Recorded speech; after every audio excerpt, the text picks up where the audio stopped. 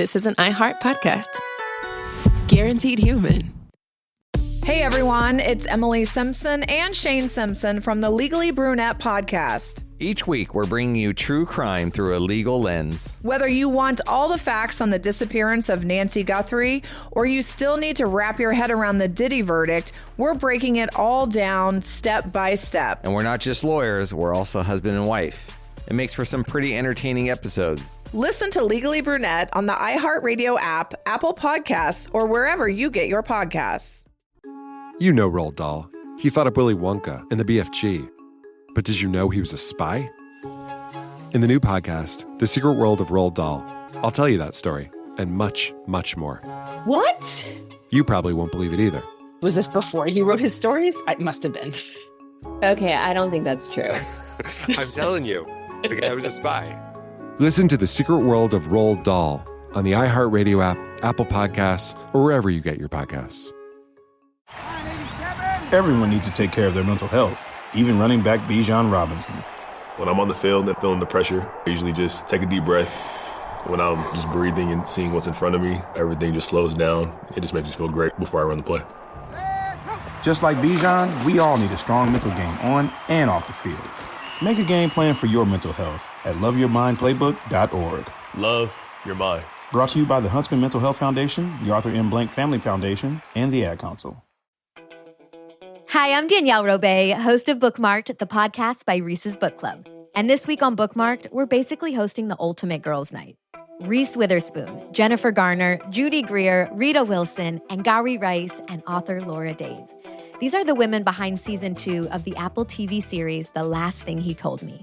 We're talking about turning a book into a hit show and what it really takes to bring a story to life. The most important metric for me is, do I want to share this book with somebody? That's what creates community, and that's the main thesis of our book club and why we started it, was just to connect people together. Listen to the Bookmarked by Reese's Book Club podcast on the iHeartRadio app, Apple Podcasts, or wherever you get your podcasts. Hey everybody, Robert Evans here, and I wanted to let you know this is a compilation episode. So every episode of the week that just happened is here in one convenient and with somewhat less ads package for you to listen to in a long stretch if you want. If you've been listening to the episodes every day this week, there's going to be nothing new here for you, but you can make your own decisions.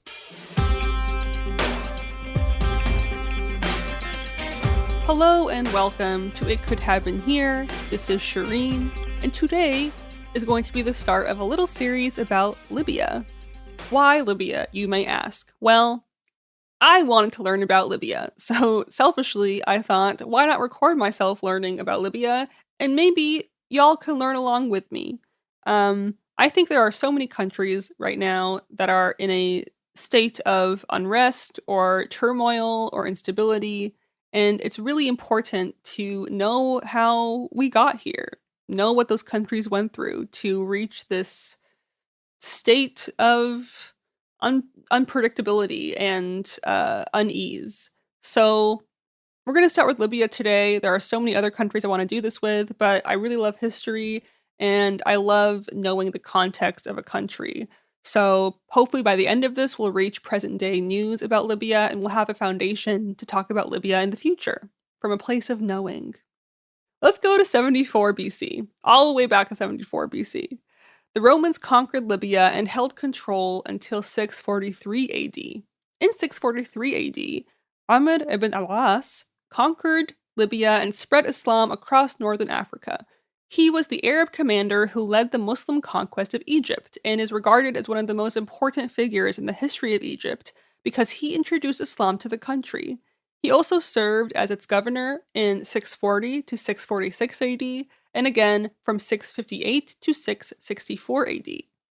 He founded a new city just north of the Roman fort of Babylon called Fustat.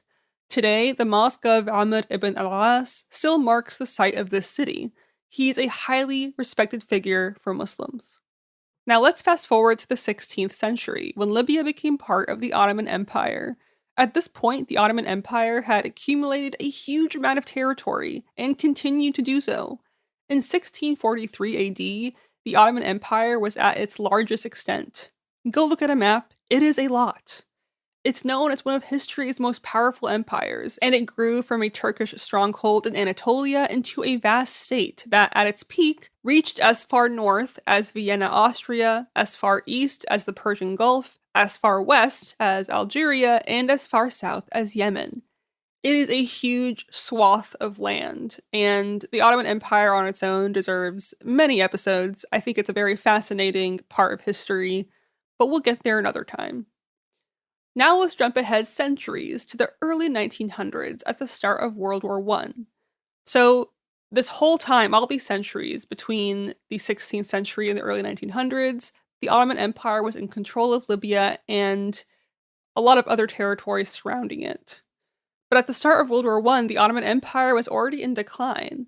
The Ottoman army met with a disastrous defeat in the Italo-Turkish War that was between 1911 and 1912, and the Balkan Wars between 1912 and 1913, and both of these defeats resulted in the Ottomans being driven out of North Africa and nearly out of all of Europe. The Ottoman Empire officially ended in 1922 when the title of Ottoman Sultan was eliminated. Again, this was only a century ago, 1922. We think everything happened so long ago, but a century isn't that long, and I feel like maybe the word empire makes something seem very far away, but it really wasn't. And maybe this is just a little prequel to me talking with the Ottoman Empire in a future episode. Who knows if that'll ever happen? Stay tuned, I suppose. Anyway, Turkey was declared a republic on October 29th of 1923 when Mustafa Kemal Atatürk, who was an army officer, founded the Independent Republic of Turkey. The Ottoman Empire deserves many episodes on its own, as I said, but let's go back to Libya for today. There was a stretch of time preceding the fall of the Ottoman Empire when Libya was under Italian rule. It started between 1911 and 1912 when Italy seized Libya from the Ottomans. Omar al-Mukhtar then began a 20-year insurgency against Italian rule. In the 1920s, Libyan resistance grew as the Senussi dynasty joined in alongside the Mukhtar campaign. Just a quick little thing about the Senussi dynasty. It was a Muslim political religious tariqa, which means a Sufi order, and a clan in colonial Libya and the Sudan region, founded in Mecca in 1837 by the Grand Senussi, aka Senussi al-Kabir, the Algerian Muhammad ibn Ali al-Senussi. Senussi was concerned with what he saw as both the decline of Islamic thought and spirituality and the weakening of Muslim political integrity. I bring this up to note that by the 1920s, this dynasty had been around for nearly a century, and so when it joins the Libyan resistance alongside the Mukhtar campaign, it seems very significant. But in 1931, Italy broke the resistance through a combination of major armed operations and concentration camps for the rebel population. Al-Mukhtar is captured and executed.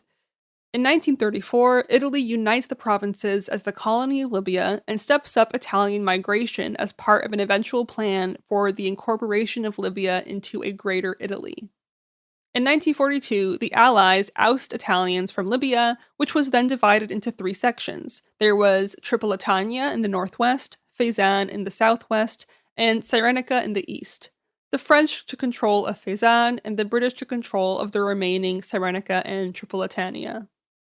In 1951, Libya becomes independent under King Idris el-Senussi, and in 1956, it grants two American oil companies a concession of some 14 million acres. In 1961, King Idris, who was now in power for a decade, opens a 104-mile pipeline, which links its important oil fields in the interior to the Mediterranean Sea, and this makes it possible to export Libyan oil for the very first time. I don't know, but that last sentence of being able to export Libyan oil for the first time seems like the beginning of the end for me. Again, how do we get here? This is how. Anyway, let's continue from the 1960s, which introduced the Gaddafi era. In 1969, King Idris was deposed in a military coup led by Colonel Muammar Gaddafi. He pursues a pan-Arab agenda by attempting to form mergers with several Arab countries, and also introduces state socialism by nationalizing most economic activity, including the oil industry. In 1970, Libya orders the closure of a British airbase in Tobruk and the giant US Wheelus Air Force base in Tripoli. Property belonging to Italian settlers is also nationalized. In 1971, the national referendum approves the proposed Federation of Arab Republics, the FAR, which was comprised of Libya, Egypt, and Syria. However, the FAR never really takes off. And in 73, Colonel Gaddafi declares a cultural revolution, which includes the formation of people's committees in schools, hospitals, universities, workplaces, and administrative districts. And then Libyan forces proceed to occupy the Aouzou Strip in northern Chad. In 1975, Gaddafi writes and publishes The Green Book, which was a short book setting out the political philosophy of, you guessed it, Libyan leader Muammar Gaddafi. It is said to have been inspired in part by the Little Red Book, aka quotations from Chairman Mao Zedong. An English translation was issued by the Libyan People's Committee, and a bilingual English/Arabic edition was issued in London by Martin, Bryan, and O'Keefe in 1976. During the Libyan Civil War, copies of this book were burned by anti-Gaddafi demonstrators. In Libya, according to British author and former Greater London Council member George Tremlett, Libyan children spent 2 hours a week studying this book as part of their curriculum. Excerpts were broadcast every day on television and radio, and its slogans were also found on billboards and painted on buildings in Libya. This book was everywhere. And internationally, by 1993, lectures and seminars on the Green Book had been held at universities and colleges in France, Eastern Europe, Colombia, and Venezuela.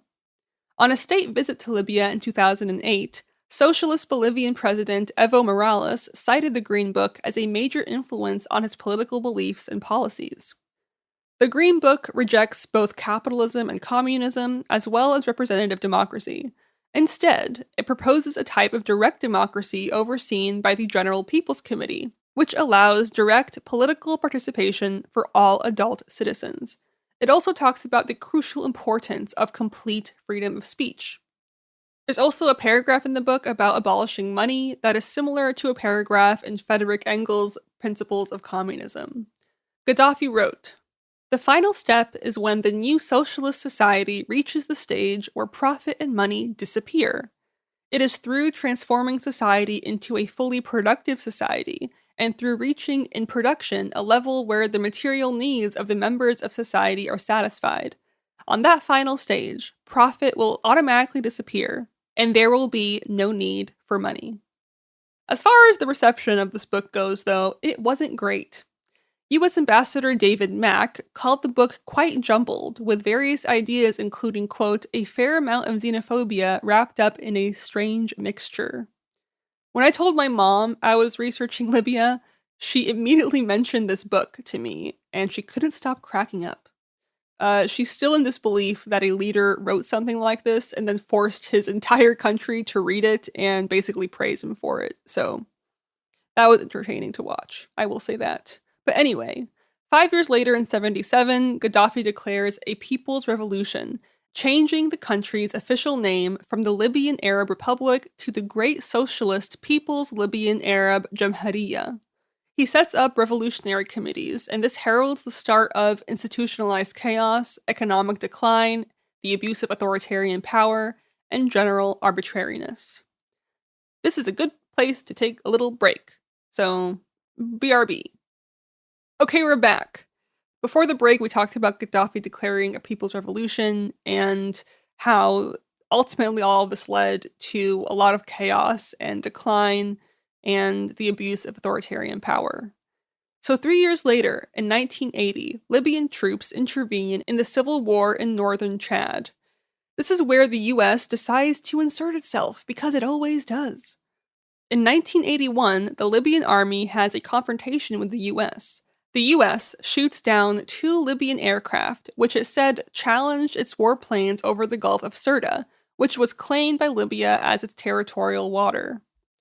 In 1984, a British policewoman was shot dead outside the Libyan embassy in London while anti-Gaddafi protests were taking place. Because of this, the UK breaks off diplomatic relations with Libya entirely. But of course, the United States isn't finished yet. It never is. In 1986, the US bombs Libyan military facilities as well as residential areas of Tripoli and Benghazi, killing 101 people. They also bombed Gaddafi's house, which killed his adopted daughter. The US said that these raids were in response to the alleged Libyan involvement in the bombing of a Berlin disco frequented by US military personnel. Just a small tangent about the reported killing of Gaddafi's adopted daughter, Henna Gaddafi. This has been something that's drawn quite the controversy over the years. Apparently, Henna may not have died, or the adoption may have been posthumous, or he may have adopted a second daughter and given her the same name after the first one died. After the Gaddafi family residence, which was in the Bab el-Aziza compound in Tripoli, was taken by rebels, the New York Times reported evidence, complete with photographs, of Henna's life after her declared death, when she became a doctor and worked in a Tripoli hospital. Her passport was reported as showing a birth date of November 11th, 1985, making her 6 months old at the time of the US raid. In August of 2011, the Daily Telegraph reported on the finding of dental records relating to Henna Gaddafi. This report, which also cites a 1999 spotting of Henna by Chinese officials, cites an unnamed Libyan government spokesman as stating that Gaddafi had adopted a second daughter and named her Henna in honor of the first one who had been killed in the 1986 raid. In September 2011, the claim that Henna had been killed in the 1986 bombing was further disputed when a video recorded in 1989 by Gaddafi's cameraman Muhammad Ali was obtained by the Daily Telegraph. In the video, Muammar Gaddafi and other members of the Gaddafi family refer to her by her name while playing football at a campsite. Henna is rumored to have fled to Algeria with her mother and 3 siblings. That is some absurd shit, and I wanted to bring it up because it's such a crazy controversy that probably needs more digging into. But yeah, let's go back to Libya now. As I mentioned, in 1986, the US bombed Libya and killed 101 people. And again, the United States said that these raids were in response to the alleged Libyan involvement in the bombing of a Berlin disco frequented by US military personnel. This will become important later on. But anyway, this takes us to December of 1988 and the Lockerbie plane bombing. Pan Am Flight 103 was a regularly scheduled Pan Am transatlantic flight from Frankfurt to Detroit via a stopover in London and another stopover in New York City. On December 21st of 1988, while the aircraft was in flight over the Scottish town of Lockerbie, it was destroyed by a bomb that had been planted on board, killing all 243 passengers and 16 crew members in what became known as the Lockerbie bombing.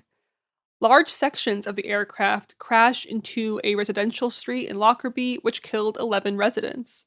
With a total of 270 fatalities, it is the deadliest terrorist attack in the history of the United Kingdom. This bombing, this terrorist attack, will come into play later, similar to the disco bombing. So it's very significant and also just a terrible thing that happened. And I didn't know about this being the deadliest terrorist attack in the history of the UK. So just good, important history here. So in 1989, Libya, Algeria, Morocco, and Mauritania and Tunisia formed the Arab Maghreb Union, or simply the Maghreb Union, in an effort to promote cooperation and economic integration in a common market. It is a political union and economic union trade agreement aiming for economic and future political unity among Arab countries and states that are located primarily in the Maghreb in North Africa. It was envisioned initially by Muammar Gaddafi as a superstate. The Maghreb is basically the name for Northwest Africa, which includes the western part of North Africa and the Arab world. Following a 3-year joint investigation of the Lockerbie bombing by the FBI and the Dumfries and Galloway Constabulary, aka the Territorial Police Force responsible for Dumfries and Galloway, Scotland until April 1st, 2013, after this joint investigation, with them and the FBI, arrest warrants were issued for 2 Libyan nationals in November of 1991. In response to this, in 1992, the UN imposes sanctions on Libya in an effort to force it to hand over for trial 2 of its citizens that were suspected of involvement in the Lockerbie bombing, one of whom, of these people, was a government employee. More on this later as we go on. In 1994, Libya returns the Aouzou Strip to Chad, which they had been occupying since 1973. In 1995, Gaddafi expels around 30,000 Palestinians in protest of the Oslo Accords between the Palestinian Liberation Organization, the PLO, and Israel. A quick refresher here.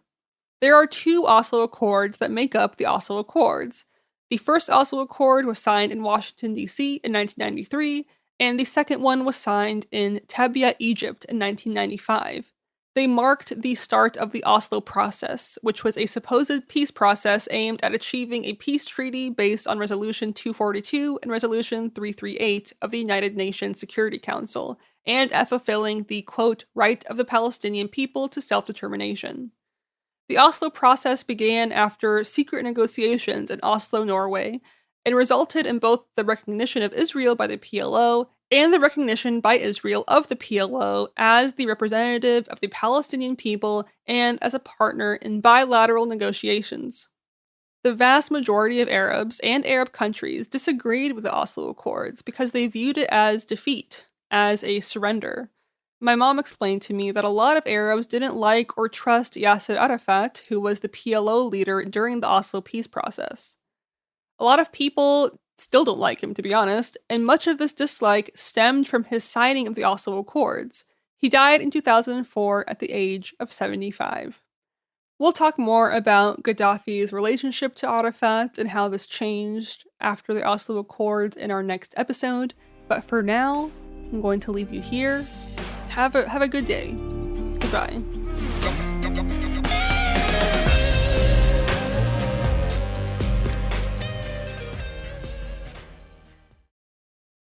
Hey everyone, it's Emily Simpson and Shane Simpson from the Legally Brunette podcast. Each week, we're bringing you true crime through a legal lens. Whether you want all the facts on the disappearance of Nancy Guthrie, or you still need to wrap your head around the Diddy verdict, we're breaking it all down step by step. And we're not just lawyers, we're also husband and wife. It makes for some pretty entertaining episodes. Listen to Legally Brunette on the iHeartRadio app, Apple Podcasts, or wherever you get your podcasts.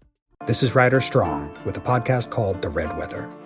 In 1995, my neighbor, Anna Trainer, disappeared from a commune. It was nature and trees and praying and drugs. So no, I am not your guru. And back then, I lied to everybody. They have had this case for 30 years. I'm going back to my hometown to uncover the truth. You can now binge all episodes of The Red Weather on the iHeartRadio app, Apple Podcasts, or wherever you get your podcasts. Ever feel like you're being chased by the marriage police? Welcome to Boys and Girls, the podcast where dating isn't dating. Arranged marriage is basically a reality show, except the contestants are strangers and your entire family is judging. You're sipping coffee with one maybe, grabbing dinner with another, and praying your karmic Ken or Barbie appears before your shelf life runs out. Trust me, I've been through this ancient and unshakable tradition. I jumped in hoping to find love the right way, and instead I found chaos, cringe, and comedy. And now I'm looking for healing. Boys and Girls dives into every twist and turn of the arranged marriage carousel. The meet awkward, the near misses, the heartbreak, and let's not forget all the jokes. Listen to Boys and Girls on the iHeartRadio app, Apple Podcasts, or wherever you get your podcasts. You know Roald Dahl, the writer who thought up Willy Wonka, Matilda, and the BFG. But did you know he was also a spy? Was this before he wrote his stories? It must have been. Our new podcast series, The Secret World of Roald Dahl, is a wild journey through the hidden chapters of his extraordinary, controversial life. His job was literally to seduce the wives of powerful Americans. What? And he was really good at it. You probably won't believe it either. Okay, I don't think that's true. I'm telling you, the guy was a spy. Did you know Dahl got cozy with the Roosevelts, played poker with Harry Truman, and had a long affair with a congresswoman? And then he took his talents to Hollywood, where he worked alongside Walt Disney and Alfred Hitchcock before writing a hit James Bond film. How did this secret agent wind up as the most successful children's author ever? And what darkness from his covert past seeped into the stories we read as kids? The true story is stranger than anything he ever wrote. Listen to The Secret World of Roald Dahl on the iHeartRadio app, Apple Podcasts, or wherever you get your podcasts.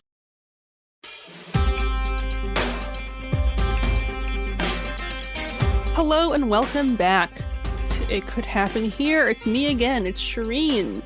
And we're going to continue our discussion of Libya that we started yesterday.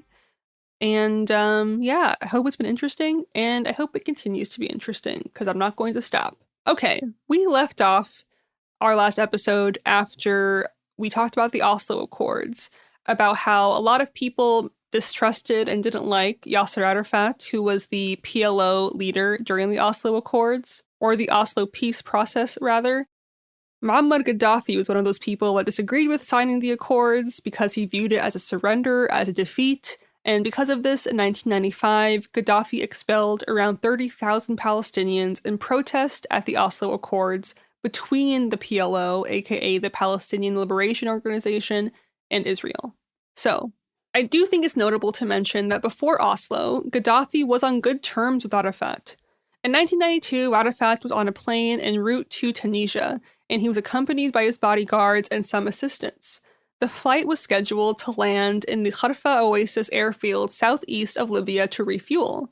However, intense sandstorms impeded the vision of the pilots, who were forced to adjust the flight route. 1 hour and 40 minutes after takeoff, the control tower in the Libyan capital received the following message: "Special flight Khartoum to Tunis cannot land. We fly on to Asara. We will attempt an emergency landing." 5 minutes later, the plane disappeared from Libyan radar screens and wireless telecommunications were off. A state of emergency was declared. International media outlets immediately reported that Arafat's plane had disappeared in the Libyan desert. For approximately 15 hours, it was thought that the plane had crashed and that Arafat had died. It turned out, however, that the plane hit a sand dune in the Libyan desert and Arafat was thrown a distance of 30 meters. The 2 pilots and the mechanic perished in this accident, and all of the passengers were found wounded but alive, including Arafat. I bring this up only to mention that I found a photo of Arafat recovering in a hospital after this crash, covered in bandages, and Gaddafi is at his bedside. They're even holding hands in the photo. But that didn't matter to Gaddafi after Oslo, which he viewed again as a sort of betrayal to the Arab world. So, back to 1995, when Gaddafi expels about 30,000 Palestinians in protest of Arafat signing the Oslo Accords. Gaddafi urged other Arab countries to follow his example and send home all Palestinians to expose what he said was Israel's plan to create a Palestinian state in name only. Speaking at a makeshift camp in the desert near the border with Egypt, Gaddafi told a crowd of thousands that his expulsion of thousands of Palestinians was the greatest service to the aims of establishing a Palestinian homeland. In the speech, he said, "The Zionist plan is to create a Palestine without Palestinians," he said, adding that other Arab countries are taking part in the Zionist plan by allowing the Palestinians to stay in their land. He very publicly criticized Arafat's signing of the Accords with Israel and handing over authority in the West Bank to the Palestinian Authority. His speech continued, saying, "Overnight, they told us that Israel was no longer the enemy we knew. They said the Palestinian cause was over, and because Libya believes them, it has asked the Palestinians to return to their home." So, a little bit passive-aggressive there, or maybe overtly aggressive. Nonetheless, he disagreed with the Oslo Accords and with Arafat, and a lot of other Arab countries did also. In 1999, Gaddafi handed over the 2 Lockerbie suspects for trial at Camp Zeist in the Netherlands after protracted negotiations and UN sanctions. The UN sanctions were suspended and diplomatic relations with the UK was restored after the suspects were handed over for trial. In January 2001, the Netherlands finds one of the 2 Libyans accused of the Lockerbie bombing, al-Megrahi, guilty and sentences him to life imprisonment. He was freed in 2009 on compassionate release grounds before dying of cancer in 2012. The other suspect, Fahima, is found not guilty and freed after the trial. In January 2002, Libya and the US say they held talks to mend relations after years of hostility over what the Americans termed as Libya's sponsorship of terrorism. A year later, in January 2003, Libya is elected chairman of the UN Human Rights Commission, despite opposition from the US and human rights groups. In August of 2003, 7 months after this, Gaddafi accepted responsibility for the Lockerbie bombing in a letter to the UN Security Council, and Libya signs a deal worth $2.7 billion and paid compensation to the families of the victims, although he maintained that he had never given the order for the attack. Acceptance of responsibility was part of a series of requirements laid out by UN resolution for sanctions against Libya to be lifted. Libya said it had to accept responsibility due to Megrahi's status as a government employee. In September of 2003, a month later, the UN Security Council votes to lift sanctions, and in December of that same year, Libya said it will abandon programs to develop weapons of mass destruction. At this point, Gaddafi has been in power for many, many decades, and similar to other dictators, he developed a cult of personality, and his pictures were seen all over the country with his quotes. Remember the Green Book? Yes, that book. He had been in power for so long, and this book was still distributed and praised, and he stayed in power, like most dictators do. In March of 2004, British Prime Minister Tony Blair visits Libya, and this is the first such visit since 1943. Gaddafi was clearly working on a return to respectability for Libya, and in August of 2004, Libya agreed to pay $35 million to compensate the victims of the bombing in a Berlin nightclub in 1986. We talked about this briefly in our previous episode when I mentioned that in 86, the US bombed Libya and killed 101 people and said that these raids were in response to the alleged Libyan involvement of this bombing of a Berlin disco that was frequented by US military personnel. Fast forwarding to where we currently are, in 2004, Libya has agreed to pay $35 million to compensate these victims. This is a good place to take our first little break. Don't go anywhere. BRB. Okay, we're back. We're now in January of 2005, and Libya's first auction of oil and gas exploration licenses heralds the return of US energy companies for the first time in more than 20 years. In February of 2006, at least 10 people are killed in clashes with police in Benghazi, and part of a wave of international protests by some Muslims who are angered by a Danish newspaper's cartoon depictions of the Prophet Muhammad. 3 months later, in May of 2006, the US says it is restoring full diplomatic ties with Libya. And in 2008, a lot of things happened in 2008. First, Libya took over the 1-month rotating presidency of the UN Security Council, marking a huge step returning to respectability after decades as a pariah of the West. Libya and the US also signed an agreement committing each side to compensate all victims of bombing attacks on the other citizens. Italian Prime Minister Silvio Berlusconi apologizes to Libya for damage inflicted by Italy during the colonial era, and they sign a $5 billion investment deal by way of compensation. U.S. Secretary of State Condoleezza Rice makes a historic visit in 2008, the highest-level U.S. official to visit Libya since 1953. Rice says relations between the U.S. and Libya have entered, quote, a new phase. In February of 2009, Gaddafi is elected chairman of the African Union by leaders meeting in Ethiopia. He sets out the ambition of the United States of Africa, even embracing the Caribbean. In June of that year, 2009, Gaddafi pays his first state visit to Italy, Libya's former colonial ruler and trading partner. What a plot twist! Wow, who would have thought, a century prior? In 2010, Russia agrees to sell Libya weapons in a deal worth $1.8 billion. The deal is thought to include fighter jets, tanks, and air defense systems. The European Union and Libya sign an agreement designed to slow illegal migration. That same year, British oil company BP confirms it is about to begin drilling off of the Libyan coast. In 2011, you start to see the seeds of an anti-Gaddafi uprising, and Libyans rose up against the rule of Gaddafi and many took up arms. You might know that 2011 marked the beginning of many Arab Springs in many countries, including Libya. And I guess this is also a good time to remind you that Gaddafi was always a dictator and ruled with fear, as dictators do. A lot happened in 2011. In February, inspired by revolt in other Arab countries, especially neighboring Egypt and Tunisia, Violent protests break out in Benghazi and spread to other cities, leading to escalating clashes between security forces and anti-Gaddafi rebels.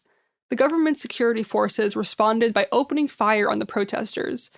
As an initially peaceful protest movement transformed into a fully fledged armed uprising against his 42-year rule, Gaddafi pledged to chase down the cockroaches and the rats who had taken up arms against him, quote, inch by inch, room by room, home by home, alleyway by alleyway, person by person. A brutal conflict began, with pro-Gaddafi forces indiscriminately shelling civilian areas, arresting thousands of protesters and others suspected of supporting the opposition, holding many in secret detention, and carrying out summary executions. In March of 2011, the UN Security Council authorizes a no-fly zone over Libya and airstrikes to protect civilians, over which NATO assumes command.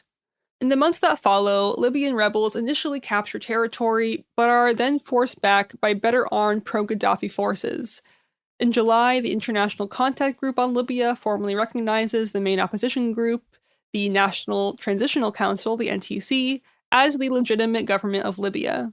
In August of 2011, Gaddafi goes into hiding after rebels swarm into his fortress compound in Tripoli. Let's take our second break here, and we'll come back and talk more about what happened in 2011, because it seems like it's the year that never ended. BRB. And we're back. So, as I mentioned before the break, in August of 2011, Gaddafi went into hiding after the rebels swarmed his fortress compound in Tripoli. In September, the African Union joins 60 countries which have recognized the NTC as the new Libyan authority. On October 20th, 2011, Gaddafi is captured and killed as rebel fighters take his hometown of Sirte.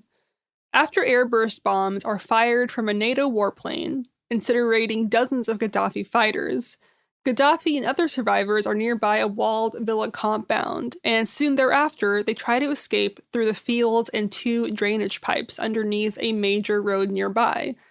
That is where the Misrata militaries found them. Misrata is a city in Libya, by the way. When militia fighters found Gaddafi in his inner circle hiding next to the drainage pipes, one of his bodyguards threw a hand grenade at them.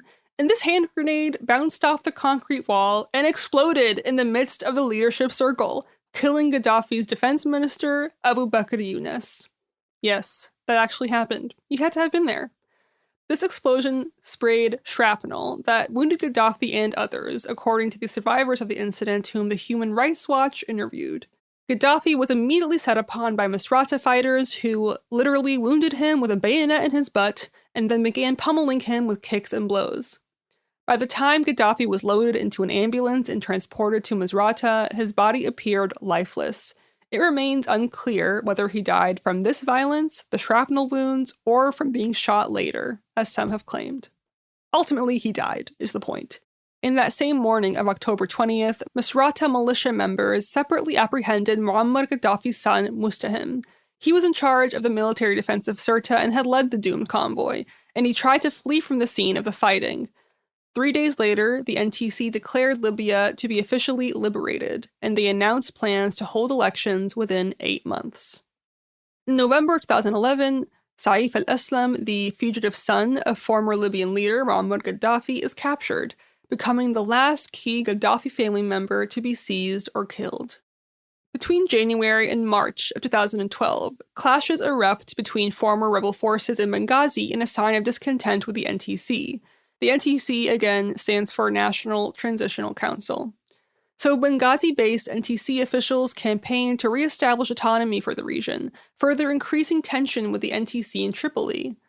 In August, this transitional government hands power to the General National Congress, which was elected in July.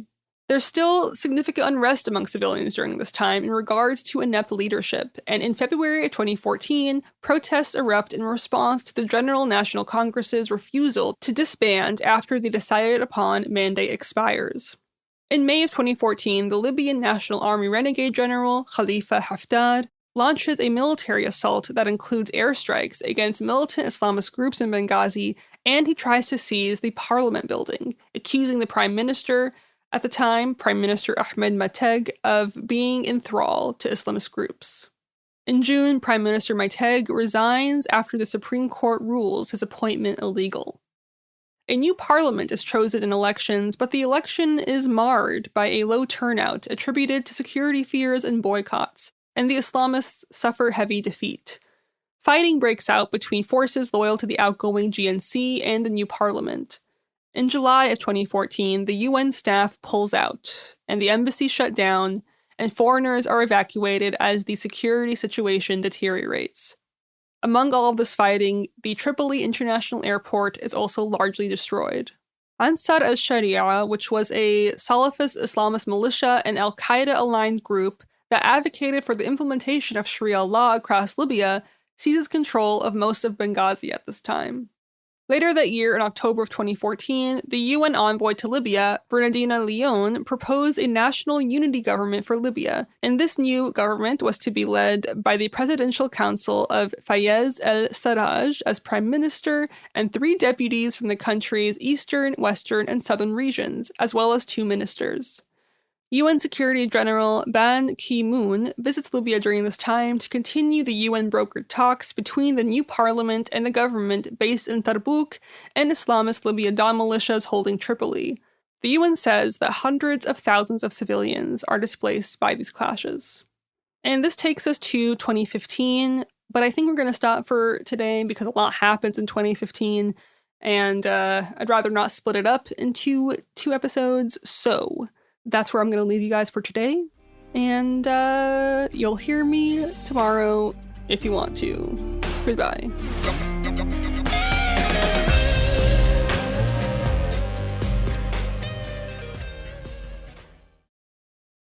Hey everyone, it's Emily Simpson and Shane Simpson from the Legally Brunette podcast. Each week, we're bringing you true crime through a legal lens. Whether you want all the facts on the disappearance of Nancy Guthrie, or you still need to wrap your head around the Diddy verdict, we're breaking it all down step by step. And we're not just lawyers, we're also husband and wife. It makes for some pretty entertaining episodes. Listen to Legally Brunette on the iHeartRadio app, Apple Podcasts, or wherever you get your podcasts. This is Ryder Strong with a podcast called The Red Weather. In 1995, my neighbor, Anna Trainer, disappeared from a commune. It was nature and trees and praying and drugs.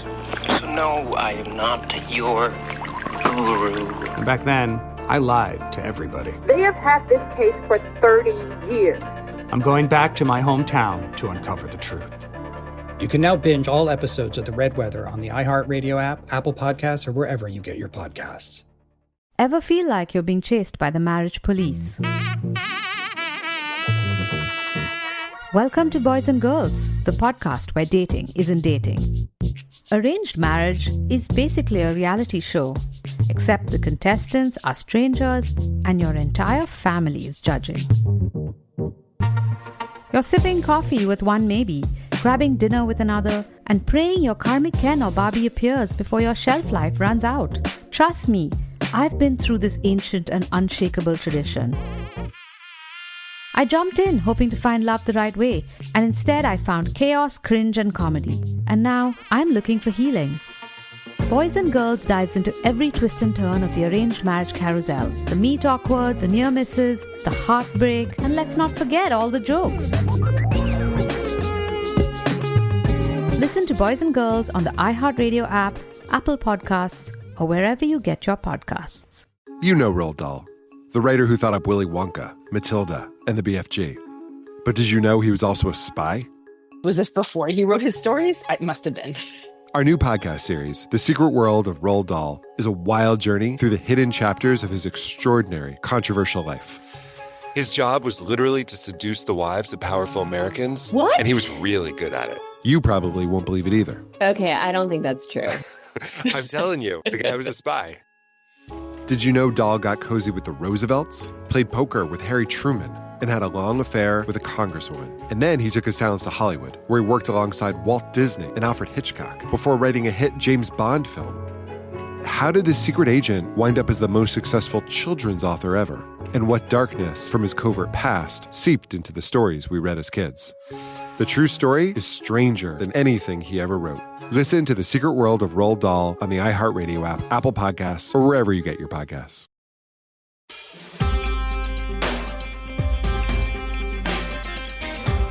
Hello, and welcome back to It Could Happen Here. You are listening to Shireen, and our last installment of our Little Libya series. We're just going to jump right back in. Our last episode ended off in 2014 in Libya when the UN Security General Ban Ki-moon visited Libya to continue UN-brokered talks between the new parliament that was assigned and the government based in Tobruk and the Islamist Libya Dawn militias that were holding Tripoli. At this time, the UN says that hundreds of thousands of civilians have been displaced by clashes. The Islamic State extremist militia then seizes control of the port of Derna in eastern Libya.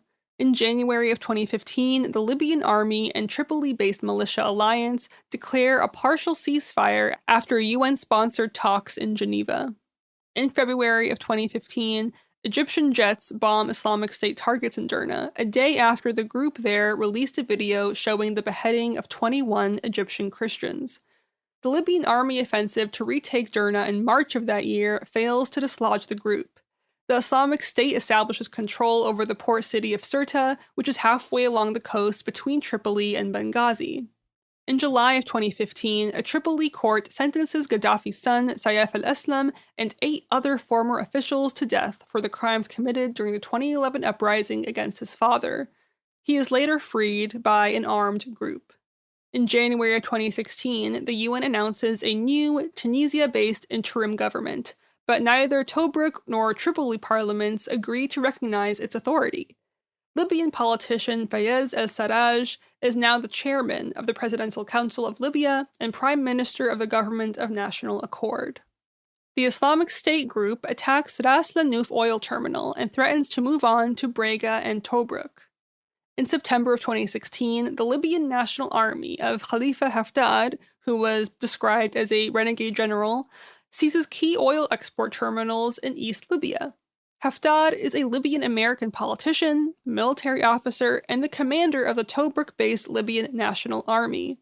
A year and a half prior, on March 2, 2015, he was appointed commander of the armed forces loyal to the elected legislative body, the Libyan House of Representatives. In December of 2016, pro-government forces oust Islamic State militants from the coastal town of Sirte, which they had seized 18 months previously. In July 2017, the Islamic State is ejected from Benghazi after 3 years of fighting. A year later, in July 2018, Khalifa Haftar claims that his forces are fully in control of Derna, the last Islamic stronghold in the east and the only city in the region thus far outside his control. In April of 2019, the Haftar Libyan National Army advances on Tripoli, sparking clashes with the forces of the internationally recognized Government of National Accord. In June of 2020, the UN-backed government drives Haftar forces out of Tarhuna, which was their last stronghold in the west of the country near Tripoli. At this point, Fayez al-Sarraj had been Prime Minister of the Government of National Accord since its installment in 2015 as part of a UN-led political agreement.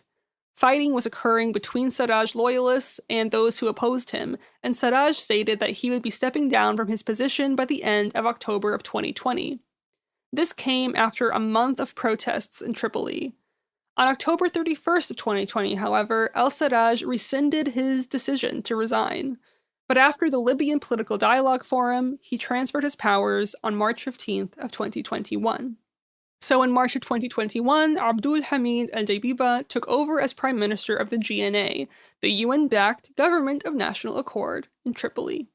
In the Libyan Political Dialogue Forum procedure for choosing a unified executive authority to lead into the December 21 Libyan general election, Mohammed al-Manfi ran on a joint ticket with Abdul Hamid Deibiba as Prime Minister and Musa al-Koni and Abdullah al-Lafi as members of the Presidential Council. Al-Manfi serves as head of state. Human Rights Watch reported that hundreds of residents in the Libyan town of Tarhuna were abducted or reported missing between 2014 and 2020 after the local El-Khani militia, known as the Kanayat, took control of the town in 2015. Residents reported that the militia often abducted, detained, tortured, killed, and disappeared people who opposed them or were suspected of doing so. Some said that the militia also seized private property and stole their money. After the armed conflict in June of 2020, there was a discovery of mass graves in the town of Tarhuna. Libyan authorities said they had retrieved more than 200 bodies from more than 555 mass graves as of October of last year. Additionally, as of October of last year, the International Organization for Migration, the IOM, estimated there were almost 400,000 internally displaced people in Libya, including 300,000 people displaced since the beginning of the April 2019 conflict in Tripoli and the surrounding areas. The displaced include many of the 48,000 former residents of the town of Tawarkha, who in 2011 were driven out by armed groups predominantly from Misrata because of their support for the former Gaddafi government. Despite reconciliation agreements with Misrata authorities, they have been deterred from returning by the massive and deliberate destruction of the town and its infrastructure between 2011 and 2017, predominantly by militias from Misrata, and the scarcity of public services by the GNA. To describe the election process in Libya as a clusterfuck would be an understatement. And as far as the most recent election, or the attempt for the most recent election in 2021, various postponements have resulted from disputes about fundamental rules governing the election, including the voting timetable, the eligibility of the main candidates, and the eventual powers of the next president and the parliament. So registration for the presidential candidates opened on November 7th of last year and lasted until November 22nd. In this time, several people registered their candidacy, including Saif al-Islam Gaddafi, the son of the former Libyan leader Muammar Gaddafi, Khalifa Haftar, the commander of the Libyan National Army, Arif Naid, the chairman of the Ihla Libya Party, and the current Prime Minister Abdul Hamid Dibeiba. These men all registered their candidacy in November of last year, and in total, 96 men and 2 women registered as candidates. A preliminary list of 73 presidential candidates was released by the HNEC, the High National Election Commission, on November 24th. 25 candidates were disqualified from the election, including Saif al-Islam Gaddafi, and a bunch of others that I'm not going to say their names because I haven't said them yet, and you don't need to know. But ultimately, Gaddafi and a bunch of other people were disqualified under Article 10.7 of the Electoral Law for having been convicted of a crime. Gaddafi was also disqualified under Article 17.5 for not providing a certificate showing a clean criminal record. Another candidate, Zaidan, was disqualified under Article 10.2 for having more than one nationality, and under Article 11 for not having 5,000 supporters.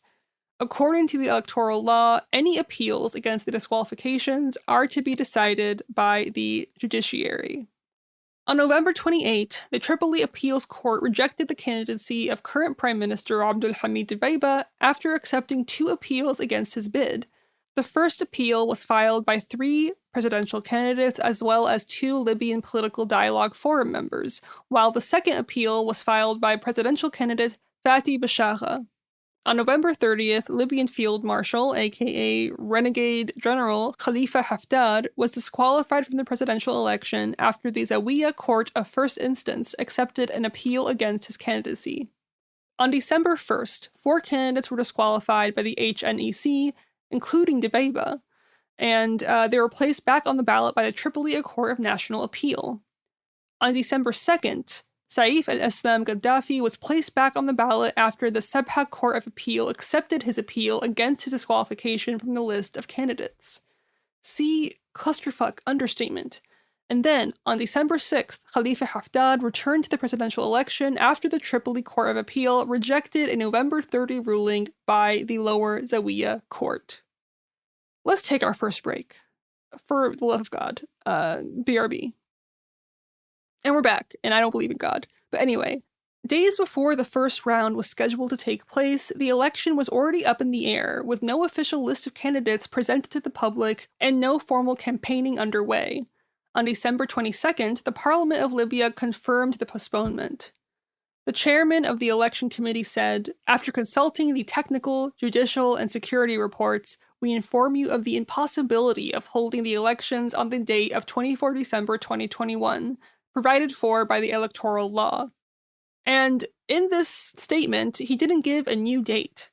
Foreign Policy summarized that the causes for the delay were that, quote, the process was beleaguered by two interrelated issues, differences over the idea of holding a presidential election in the current context, and the resulting failure to reach the required consensus on a framework for elections. The United Kingdom, France, Germany, Italy, and the United States urged Libya to set a new date for the delayed presidential election quickly. The HNEC insisted that the House of Representatives is responsible for setting a new date. The Speaker of the House of Representatives said the election committee responsible for overseeing elections must set a definitive date for postponed presidential and legislative polls by the end of January of 2022, like several months ago.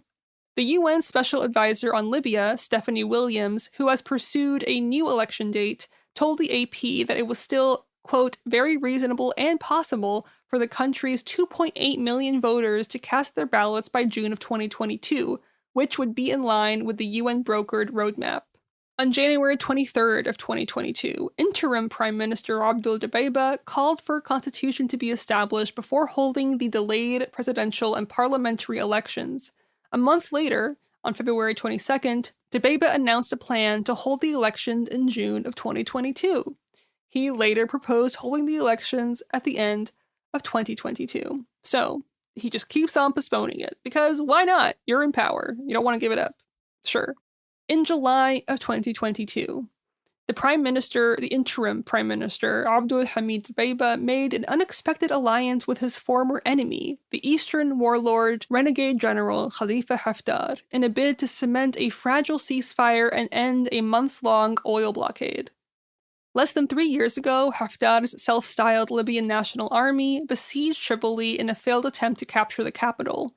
But in this unexpected alliance, in a highly symbolic gesture, the Libyan National Army's Chief of Staff, El-Naduri, was invited to visit the city for talks.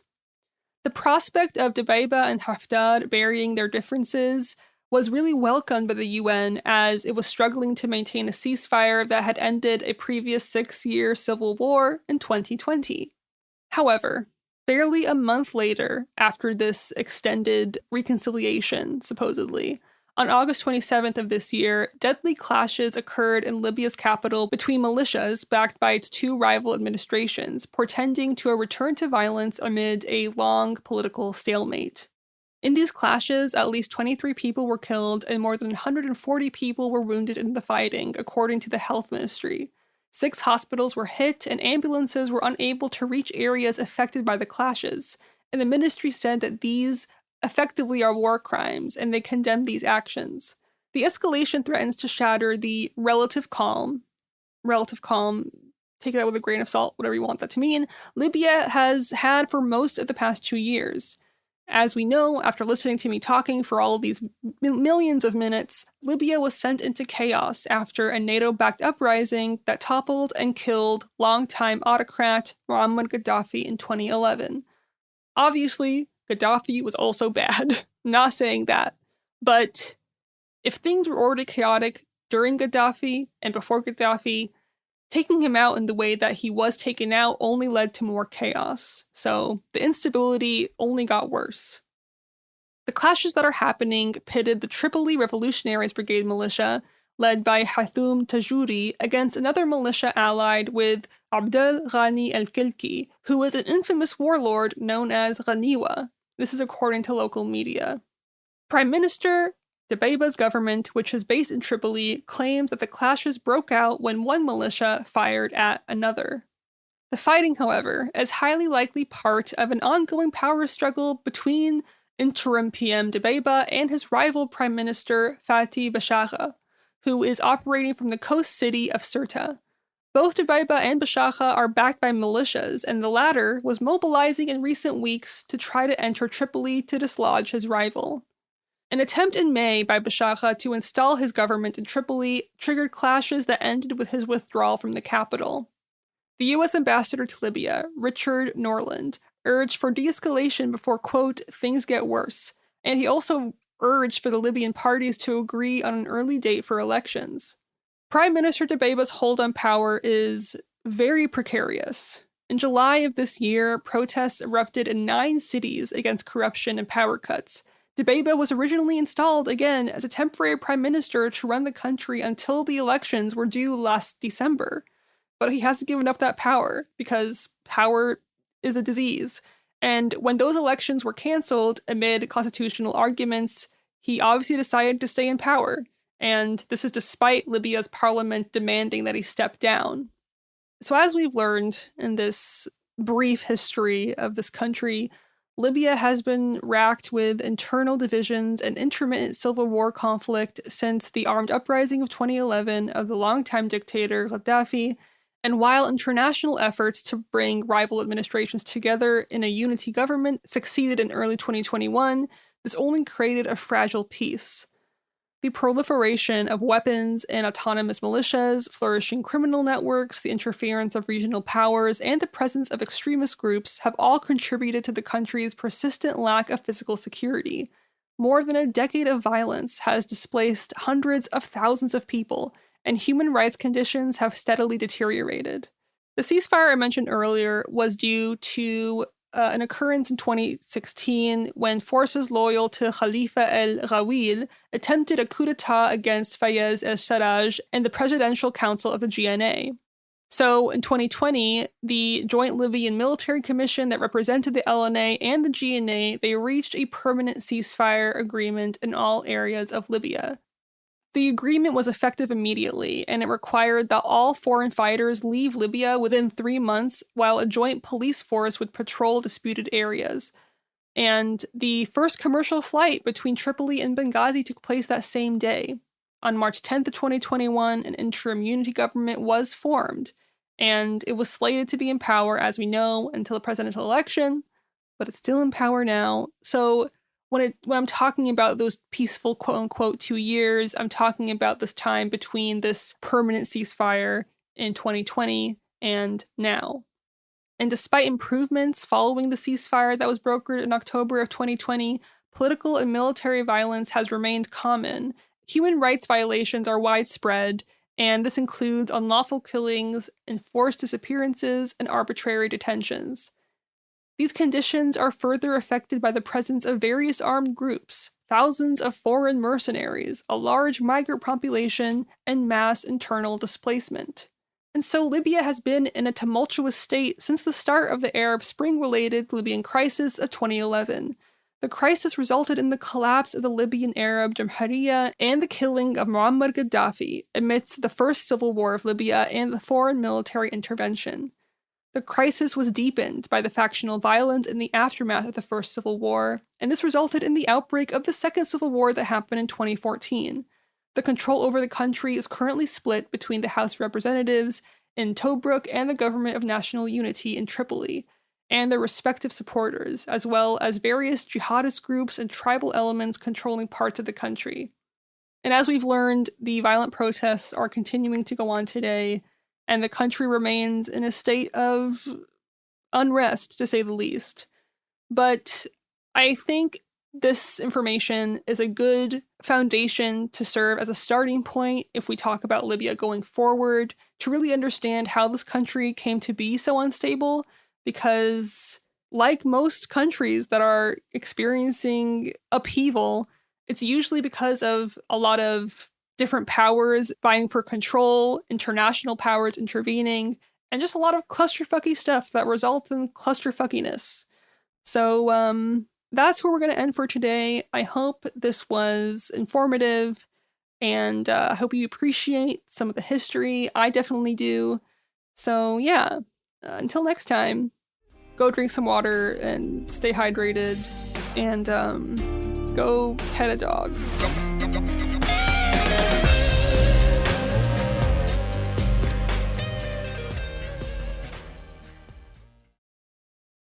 Hey everyone, it's Emily Simpson and Shane Simpson from the Legally Brunette podcast. Each week, we're bringing you true crime through a legal lens. Whether you want all the facts on the disappearance of Nancy Guthrie, or you still need to wrap your head around the Diddy verdict, we're breaking it all down step by step. And we're not just lawyers, we're also husband and wife. It makes for some pretty entertaining episodes. Listen to Legally Brunette on the iHeartRadio app, Apple Podcasts, or wherever you get your podcasts. This is Ryder Strong with a podcast called The Red Weather. In 1995, my neighbor, Anna Trainer, disappeared from a commune. It was nature and trees and praying and drugs.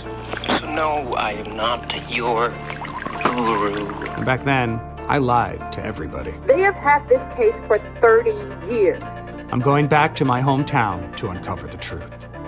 You can now binge all episodes of The Red Weather on the iHeartRadio app, Apple Podcasts, or wherever you get your podcasts. Ever feel like you're being chased by the marriage police? Welcome to Boys and Girls, the podcast where dating isn't dating. Arranged marriage is basically a reality show, except the contestants are strangers and your entire family is judging. You're sipping coffee with one maybe, grabbing dinner with another, and praying your karmic Ken or Barbie appears before your shelf life runs out. Trust me, I've been through this ancient and unshakable tradition. I jumped in hoping to find love the right way, and instead I found chaos, cringe, and comedy. And now I'm looking for healing. Boys and Girls dives into every twist and turn of the arranged marriage carousel. The meet awkward, the near misses, the heartbreak, and let's not forget all the jokes. Listen to Boys and Girls on the iHeartRadio app, Apple Podcasts, or wherever you get your podcasts. You know Roald Dahl, the writer who thought up Willy Wonka, Matilda, and the BFG. But did you know he was also a spy? Was this before he wrote his stories? It must have been. Our new podcast series, The Secret World of Roald Dahl, is a wild journey through the hidden chapters of his extraordinary, controversial life. His job was literally to seduce the wives of powerful Americans. What? And he was really good at it. You probably won't believe it either. Okay, I don't think that's true. I'm telling you, the guy was a spy. Did you know Dahl got cozy with the Roosevelts, played poker with Harry Truman, and had a long affair with a congresswoman? And then he took his talents to Hollywood, where he worked alongside Walt Disney and Alfred Hitchcock before writing a hit James Bond film. How did this secret agent wind up as the most successful children's author ever? And what darkness from his covert past seeped into the stories we read as kids? The true story is stranger than anything he ever wrote. Listen to The Secret World of Roald Dahl on the iHeartRadio app, Apple Podcasts, or wherever you get your podcasts.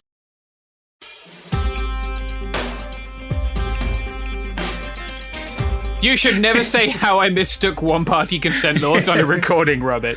It's okay. It's with a president, so it can't be that bad. Yeah. Shouldn't have done that to Jimmy Carter, dude. Well, he's never recovered, man. Yeah, you can see it in his eyes when he tries to rebuild those houses. Welcome to It Could Happen Here, the podcast where one of us committed a crime against Jimmy Carter, former president of the United States. That might actually get us in trouble with the Secret Service, but you know what? It's happening. It's happening, James. Well, they're going to have to figure out which one it was. Yes. And that, of course, second voice, James Stout, who might wind up in Guantanamo for this because he's not a U.S. citizen. But I feel pretty safe, and I feel like our guest for today is pretty safe. And I would like to introduce Stephen Monticelli. Stephen, you work for and are an editor at Protean Magazine. You've written for the Rolling Stone. You've written for a bunch of people, Dallas Voice, a number of different news websites, magazines, and you have been spending a big chunk of the last year or so in the streets in Dallas reporting on the escalating series of, well, hopefully not escalating, I guess time will tell on that, but the series of right-wing, I don't want to dignify them by calling them protests, but like right-wing organized attempts to intimidate and spark violence at LGBT events in the DFW area. And some of the left-wing protest counter against that, which has involved groups like the Elm Fork John Brown Gun Club, who we've had on the show a few times, and has involved groups of armed leftists kind of in opposition to groups of armed right-wingers. Now, Stephen, the specific reason we're talking today is you were just the other day part of a panel put on by the Cato Institute, which is a libertarian think tank titled Domestic Extremism and Political Violence, The Threat to Liberty. Your fellow panelists were Mike German. Mike is a former FBI agent who went undercover against the far right. and now works for the Brennan Center, and Christopher Viles, who's a professor of English and a director of American Studies at the University of Connecticut and wrote the U.S. Anti-Fascism Reader. Now, this was interesting for a number of reasons. Kind of in the lead up to this event, the Cato Institute published a graphic that showed a number of domestic armed organizations. And so in the same graphic, you had groups like the Proud Boys and Patriot Front, as well as groups like Yellow Peril Tactical and the Elm Fork John Brown Gun Club and the Socialist Rifle Association. Prior to the event, this sparked a bit of frustration from the left and some people suspecting that this was going to be kind of geared towards attacking left-wing armed groups and smearing them, as violent extremists in the same way that the Proud Boys are. That is not what happened. And I'm going to open the floor up to you, Stephen. Thank you for being on the show. Hey, thanks for having me. And I'm glad that this is not sort of a criticism session that I'm going to be sitting with y'all on in terms of my participation with I hesitate to even use the word libertarian because of the historical definition of the term. But conservative libertarian, whatever, big L versus small L. I don't know. Yeah, we could call them a right libertarian think tank. Yeah. They're Rothbardists, right? Like literally founded by Rothbard. Yeah, they love them some Rothbard. Yeah. Didn't they like excommunicate him or something though at some point? Okay, I'm not deep on the lore. No. One thing, if you're doing my favorite meme with the two hands meeting in the middle, left libertarians and right libertarians have excommunicating members of their groups. Definitely as a common point. Murray Rothbard is on an island in exile. Murray Rothbard and Murray Bookchin united in cancellation. So, I guess I'm not being canceled, which is good. No. And so, they had reached out to me in September about being on this panel, and they had mentioned the other guests. And frankly, I was intrigued because, if people want to pay attention to the growing threat of fascism, I think that's pretty neat. Yes. And it seemed like an opportunity to do the thing that Glenn Greenwald claims that he does when he goes on Tucker Carlson, which is like reaching out to an audience that doesn't already agree with the things that I think. Because he just goes on because they're pals and they already all agree. So I digress. I thought it was maybe an interesting forum, and I was really interested to hear from the other panelists in particular, because I had looked at what Mike German had written after his service in the FBI, and as well as the author of the Anti-Fascist Handbook, and I thought, well, if Cato has invited all three of us, it's not going to go too off the rails in terms of sort of the false equivalency problems, or it just becoming a session to bash on groups that aren't really the part of the problem here. Interestingly enough, the primary amount of bashing that went on was Mike German, former FBI agent, repeatedly, viciously criticizing the police and the FBI for their complicity with far-right street movements. Yeah. Mike's been pretty consistent. I've spoken to him for like a couple of years, and I'm sure people are probably aware of his presence by now, but he's been pretty consistent on bashing the feds for failing to act on white supremacy for decades. And there's a number of reasons this is interesting that we'll be getting back into, but I really do recommend people take a listen to this conversation between y'all. Among other things, there's some good history in there. We'll talk about a couple of things that got introduced that I don't 100% agree with, but there's some good history in there. And I think more to the point, you get a lot of updates from your reporting in Dallas and a lot of kind of summaries of that, which I find very valuable and think will be valuable to people who have maybe been following it less. And then also, it's really interesting to get Mike's perspective as someone, he was in, it was late 80s, early 90s. He was doing a lot of undercover stuff in the West Coast in neo-Nazi movements. And so hearing him discuss the way in which the FBI's programs targeted at the far right work and don't work was really interesting to me. Oh, absolutely. That was the sort of the side of the story that I knew the least about. Christopher Viles, the professor, the guy who wrote the handbook, I think he provided a very important set of historical information that kind of helped iron out some of the issues in terms of the framing, perhaps. Yes. And some of the inconsistencies, which I think we can dive into a little bit, or rather inaccuracies that kind of got slipped by and we weren't really able to address in the course of the conversation. But hearing him just put it so bluntly kind of took the wind out of me in a good way, where I was like, I don't have anything else to add here. No notes. Because he really made the point that, yes, some of these organizations work hand in glove with police officers at the local level, even at the federal level. He's witnessed it. He has a number of experiences that he cited where the FBI is basically saying, do not talk about your cases involving white supremacists and these similar type of groups, because there are people in the agency who are sympathetic. And I think that's kind of why I ended up on the panel, because in part, the story that I've been covering around here with this harassment campaign over the past few months of LGBTQ groups and events, part of the story is that policing has not really done anything to prevent, this incitement and harassment from continuing and occasionally turning violent, not in the sense of weapons being used other than bear mace so far, but in the sense of physical violence and slurs and violent threats being hurled at people. So I think that Mike's points were really timely and well said. And frankly, he's the kind of person that they needed to come from, because otherwise they just kind of get smacked away as a leftist talking point by people who probably have some internal biases or prejudices that prevent them from engaging with it when it comes from the wrong person in the wrong way.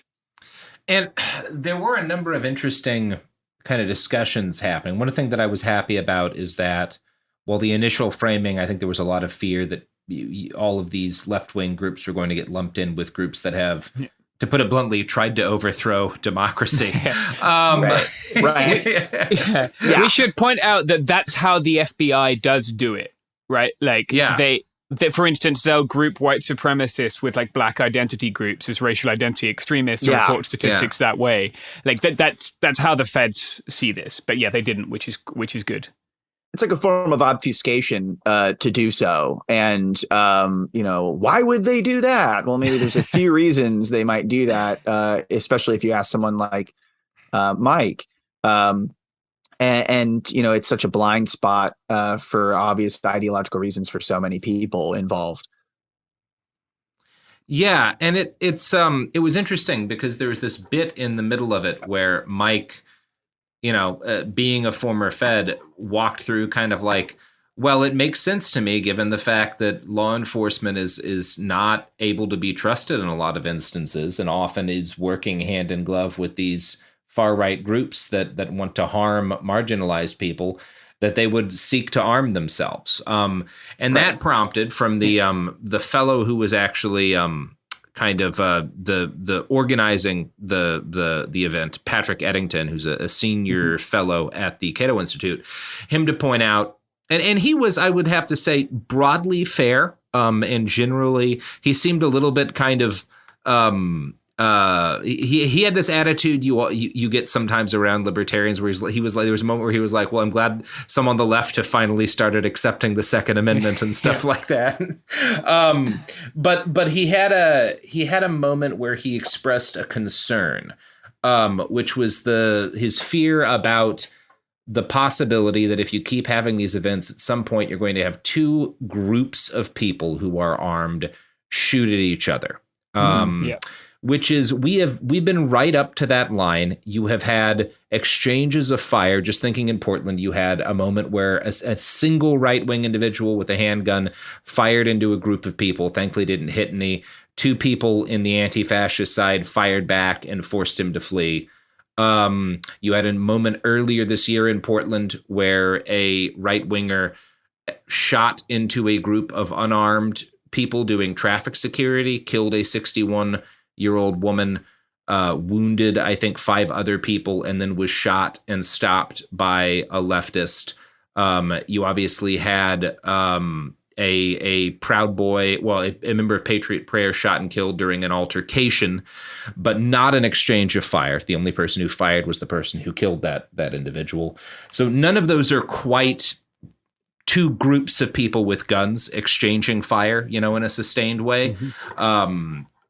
None of those even entirely approach kind of what happened at like Greensville, but they're all on that spectrum. And while I think this guy, there's a degree to which he's kind of spooked at seeing leftists with guns, I do think that that's a reasonable thing to be concerned with, because when and if we hit that point, it's going to be an inflection moment for, I think, the entire country.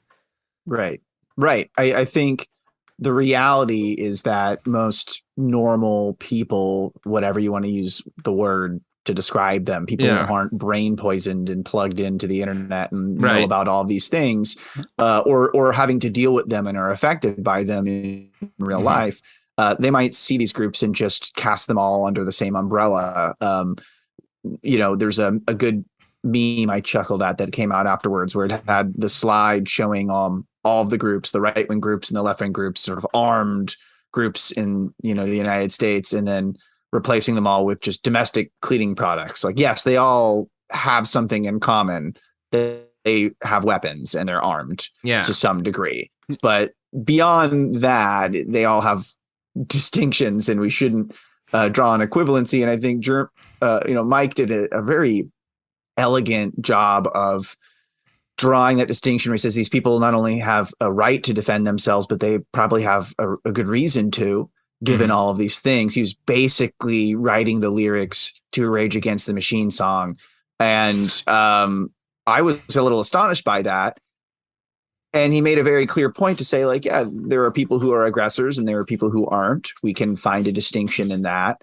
And if we're just now getting concerned about this violence, well, maybe we should ask why we've had such a big blind spot for so long. And he got right to the core of it. It's these ideologies deeply baked into our institutions of white supremacy, basically all the way back to colonization.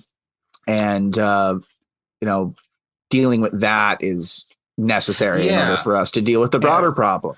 And I think he was very clear to say, like, the things that were required to get to that point of like a potential shootout would be a total breakdown in policing. Yes. And so he placed the blame at the feet of the police.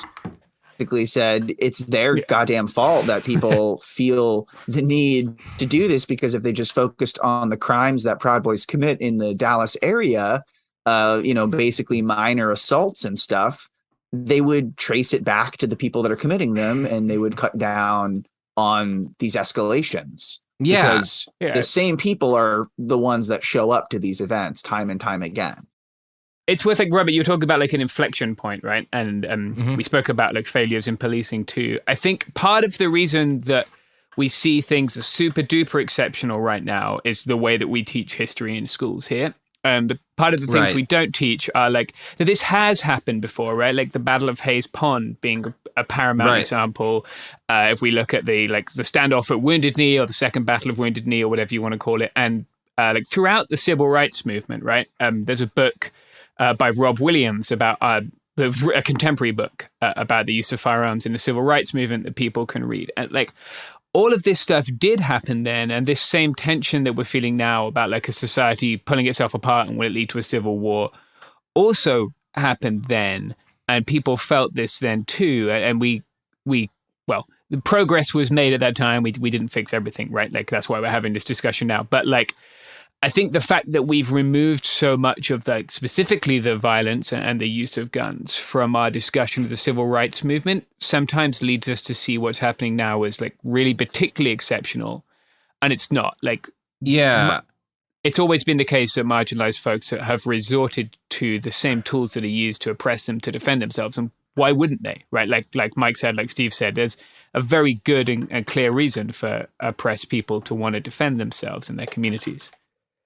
The only analog that we were able to bring up in the conversation is like the Pink Panthers. Pink Panther Patrol, which was, something that a lot of people don't know about. And we did get a little bit of opportunity to discuss, the Black Panthers and how community defense is a different set of reasons for arming yourself and having knowledge of the Second Amendment and all those sorts of things than, going outside an event hosted by an organization you have no interest in belonging to, wearing your guns on your body to send a message.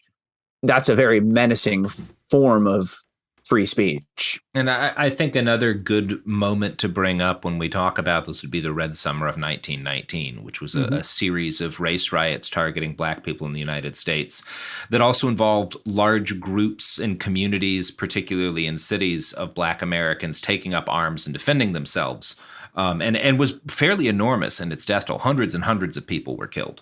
Yeah, it's really a pretty nightmarish moment in history, but it's the thing when you have groups, and we're about to have someone on from Yellow Peril Tactical, when you have groups that are specifically organizing and saying, like, we are organizing, we are teaching skills for people to become armed because we are afraid that we and people like us will be victimized. It's stuff like the Red Summer that they're directly looking at. It's not theoretical, Yeah, your friend Carl from In Range TV has some good videos about a lot of these different things if people are interested in looking them up.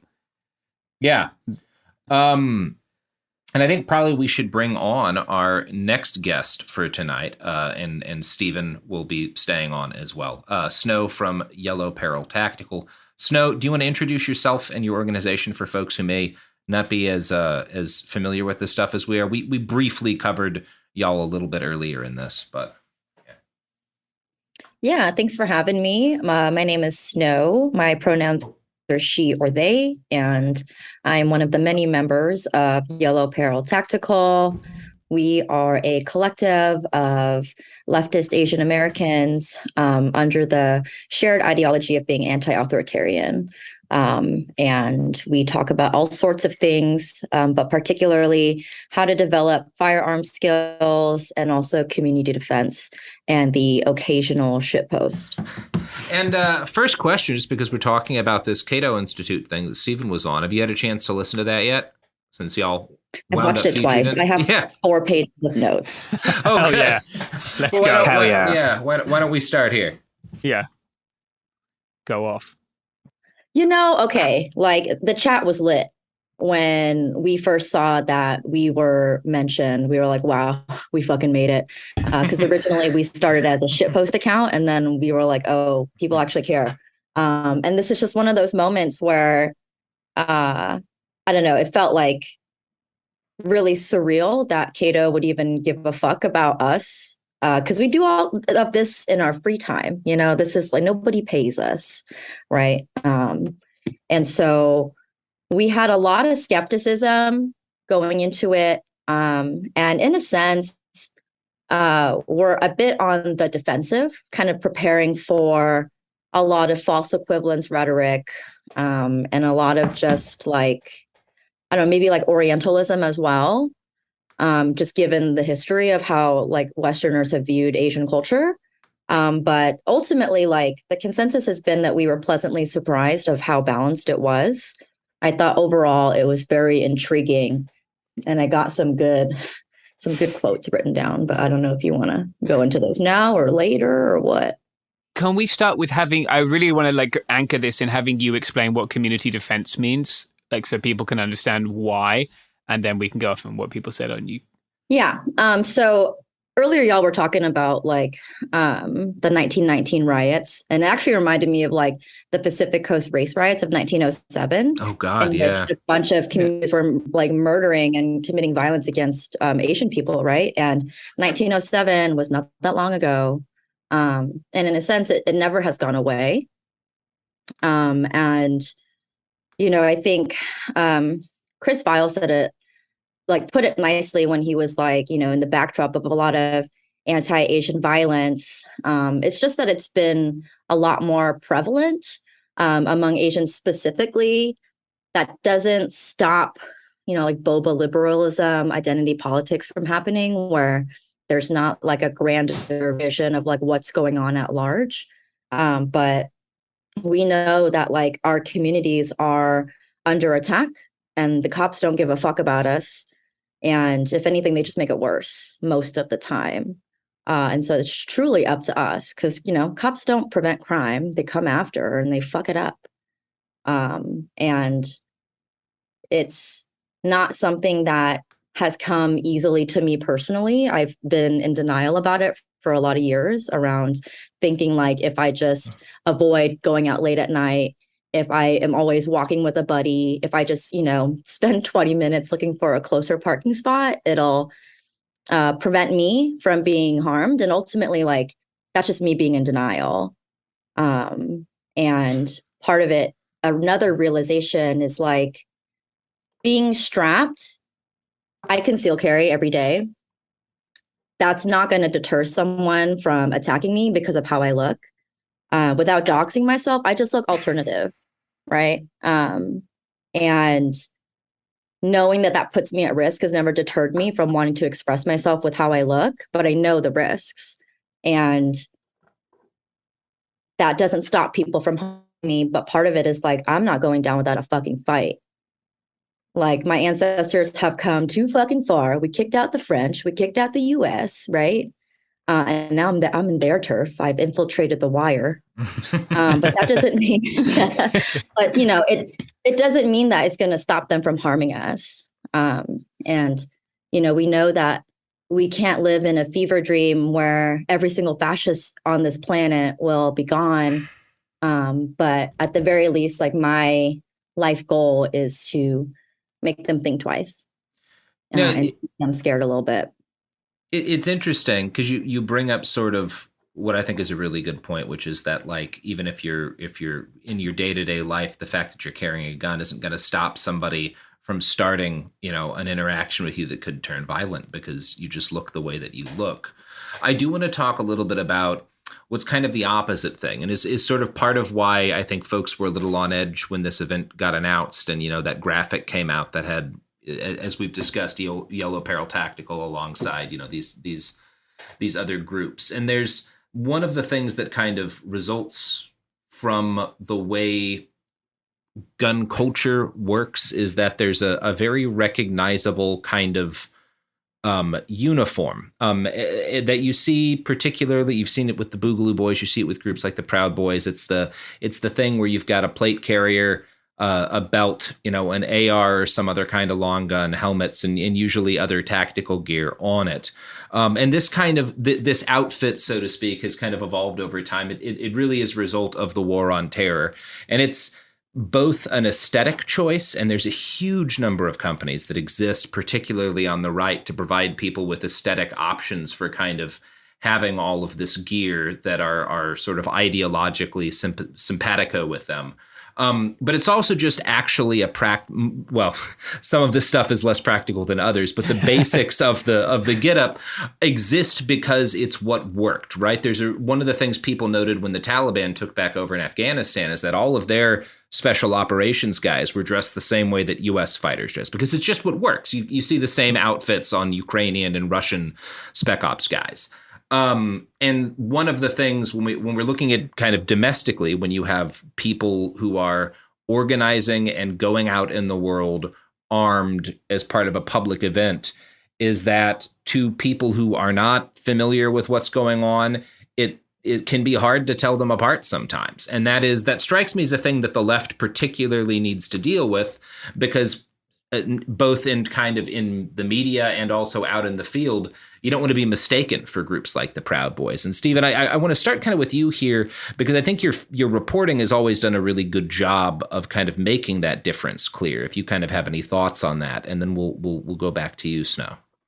I think that's a really interesting problem, the proliferation of tactical aesthetics and the ideological sort of turn in the production of weaponry and accessories. I mean, there's like a goddamn tactical 88 set of franchises, which is making me lose my mind for a number of reasons. Yeah.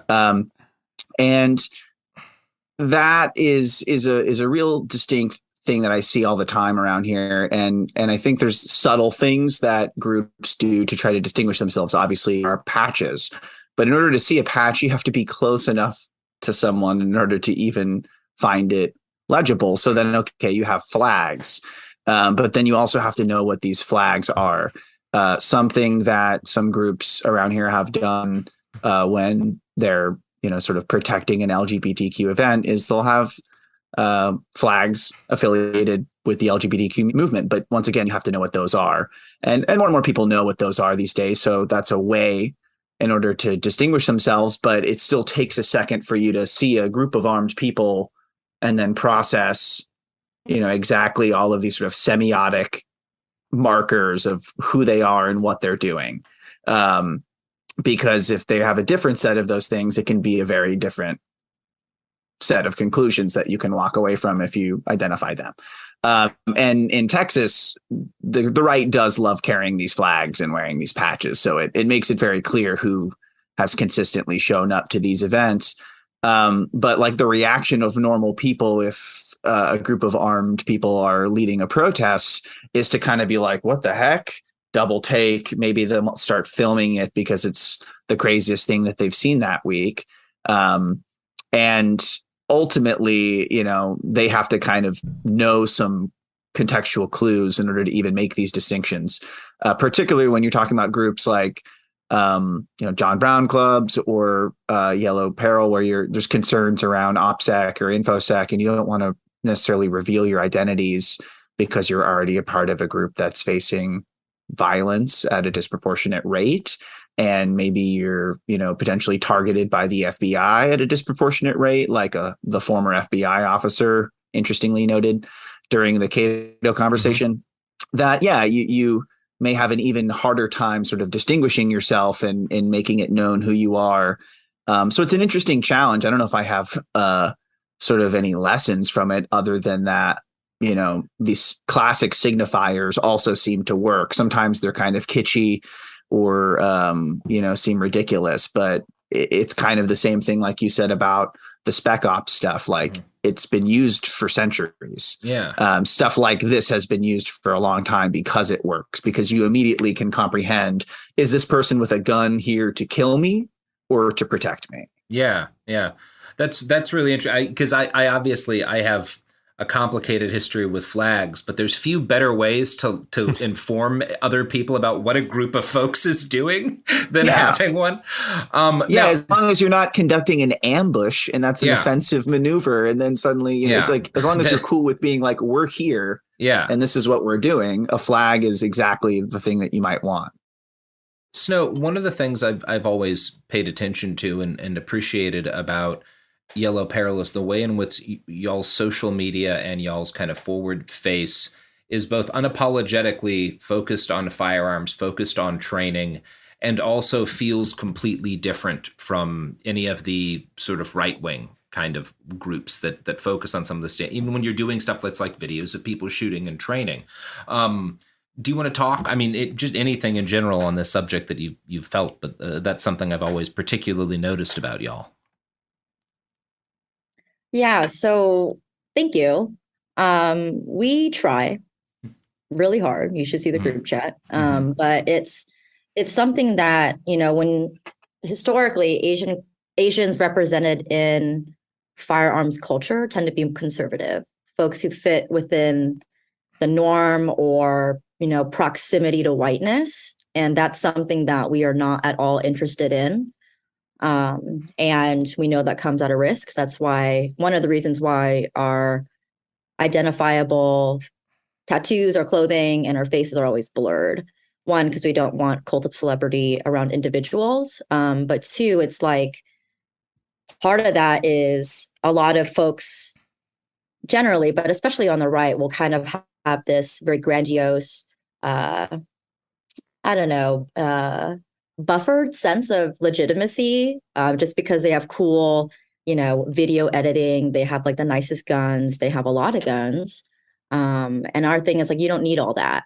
What you do need is to train with what you got. And our target audience are folks who don't know shit about firearms or just getting into it and need somewhere reputable to go. And we take that very seriously. Because I only got into firearms like 2 years ago. And so that is fresh in my memory. And I know very well what that's like and how intimidating it could be. So a lot of our work is to try to demystify it and really break it down to a way that like it doesn't, like we don't make people feel like they have to be at a certain level already to even enter into the firearms world. Like we want to meet people where they're at and encourage people to like, you know, do our drill of the month and like tell us your score, and then do it next month and tell us how you did better. And so it's really encouraging people to get better on an individual basis. We encourage people to go out with their friends. But we also try to throw in like community international solidarity with our fundraisers in there too. So it's we try to do a lot of different things. But at the end of the day, like if we help just even a handful of shooters get better at defending themselves or their community, like it's all worth it. Thank you. Now, I want to ask next, and I'll ask you both again, kind of same question. Where do you see the armed left moving, particularly in this next year, as we kind of get through our last, or go through our last blessed year before the 2024 election? What are some things that are on your radar? What are some things that you're sort of expecting to see? What are some things that you're worried about seeing? A lot. It's a big question. I try to keep it to a year, right? Yeah, but yeah, you know, I worry a lot. I try not to get too caught up in it because life will surprise you, you know. Mm-hmm. But I think ultimately, like where I live, we are facing down a really tight governor race in which if the Republican candidate wins, a lot of work that has been put to, you know, codify abortion rights, workers' rights, things like that will be reversed by this governor. And it's something that a lot of people are worried about, myself included.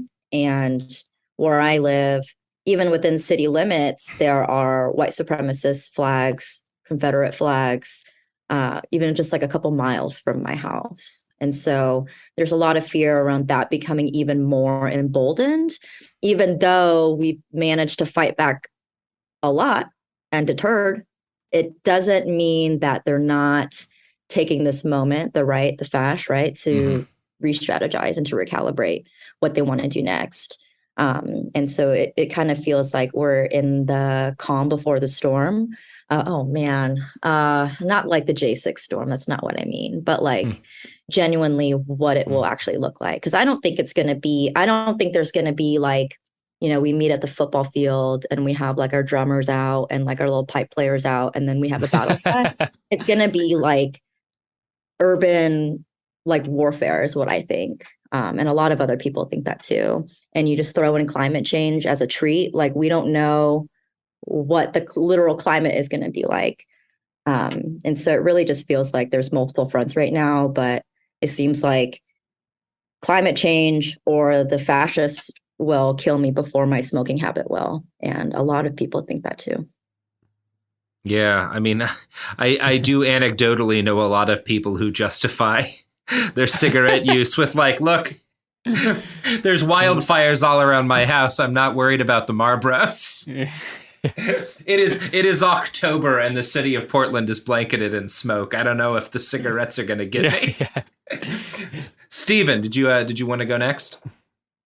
Yeah, well, I mean, you know, the fact that a shit posting account gained some traction, maybe there's hope yet. I don't know, but shit posting will save us in the end. Yeah, it's another one on the board for shit posting. Yeah. Let's put it that way. So, looking forward to what are we dealing with? Well, Texas is deep in it right now. We're one of the sort of laboratories of fascism in the United States at the moment, sort of a spear tip of a lot of really bad stuff, really just like, you know, codifying in the state oppressive things that they just talk about in other states. And so, yeah, if our governor's race basically it doesn't either, you know, kind of split things because our lieutenant governor runs independently of the governor, and, you know, the House is a whole other thing. Yeah, if it goes far right, which a ton of money has been spent, billions and billions, from people in the industry that's primarily responsible for destroying the planet are pushing that to make it happen. And so if that all works their way, then yeah, we're probably going to get some seriously bad laws, really bad state-sponsored violence, a variety of forms. And yeah, people are already thinking to themselves, like, do I want to live in this state anymore? But that's also basically what the extreme people on the right want, is to either just get rid of these people one way or another. And so some people don't want that. Obviously, some people don't have a choice to leave because it's expensive to move, and they may be tied to their families and other sorts of things. So I don't like to predict the future, because history is, we keep pumping shells into it and it keeps getting back up. And it's just going to happen. And I don't really know exactly. I just am very thankful that there are people and groups in my state that are trying to protect vulnerable people, and people working to hopefully make it not super bad. So I think like the optimistic view is that it won't be all totally terrible, horrible, but it'll be still kind of same. Yeah. You know. Yeah. So, yeah. That's kind of like how I see broad speaking, you know, the big projection cone. Otherwise, I'm not sure. Yeah, shit's gonna be fucked up, but at least we'll have friends. Hopefully, it'll be wavy, and it'll be about the friends that we make along the way. Yeah, I was gonna make that joke. Do either of you have anything else you'd like to talk about or bring up or say before we kind of bring this to a close? I guess I'm just like, I was kind of surprised how decent that the panel went. You know, the anti-fascist coalition can be broad because it is a sort of anti thing. It's not necessarily positivist, but, you know, maybe that's another episode to describe, you know, why it's important to also perhaps have a positivist message along with what you're trying to do in response to fascism. And, you know, like more discussions like this hopefully will happen. And I think they could be improved by like not all 4 panelists being white dudes. That would probably be helpful as a thought. Yeah. Well, anything else? Yeah, that was actually the first thing I wrote on my note page, is that it was four white dudes. Wait, I should have said that earlier. So wow, you know, never too late. No, I'm just playing. But I think one thing I want to add is like similar to what you were saying, Stephen, was kind of like, what is the pro positive thing? And ultimately, like, to me, it's like the city that I live in, there's a lot of decentralized mutual aid groups that got a lot of people through the pandemic and still provide daily relief to people consistently. Like I'm in like a million fucking Signal chats where people post a need and it gets met eventually. And it's like, I'm pro that mutual aid, and like, it's something that, I mean, maybe it's the only thing that will really get us through whatever's to come. And that's just like pro community building and coalition building, whatever that looks like in your community. Maybe if we want to talk about mutual aid, I know you guys do a lot of fundraisers. I think that's a really cool thing. It certainly distinguishes you from a lot of other gun clubs. So maybe, do you want to talk about a couple of those? Maybe plug those? You know, I would plug our forward patches, but we just sold out of the second batch. Nice. It is. We didn't think people would care that much, especially the first round. And so the second round, we only ordered 100 and it's sold out in a day. Those are supporting the resistance in Myanmar, right? Yes. Yes. Yeah. People are getting them by donating directly to Liberate Myanmar. And then someone sends them a cool forward patch. And it's one of many fundraisers we've done. We recently have done a couple for folks in Ukraine. We helped them fund an ambulance out there. I can't remember the Instagram handle right now. We've also done a bunch for like a group in Portland, for example, Black and Beyond the Binary. I think we've done 2 actually for Liberate Myanmar. But it's just something that, you know, we don't do this for money. And we also want to support other groups doing things that we support, especially like popular fronts that are fighting back against authoritarian regimes, and hoping that, you know, if shit hits the fan here, that people will do that for us too, because we really value international solidarity.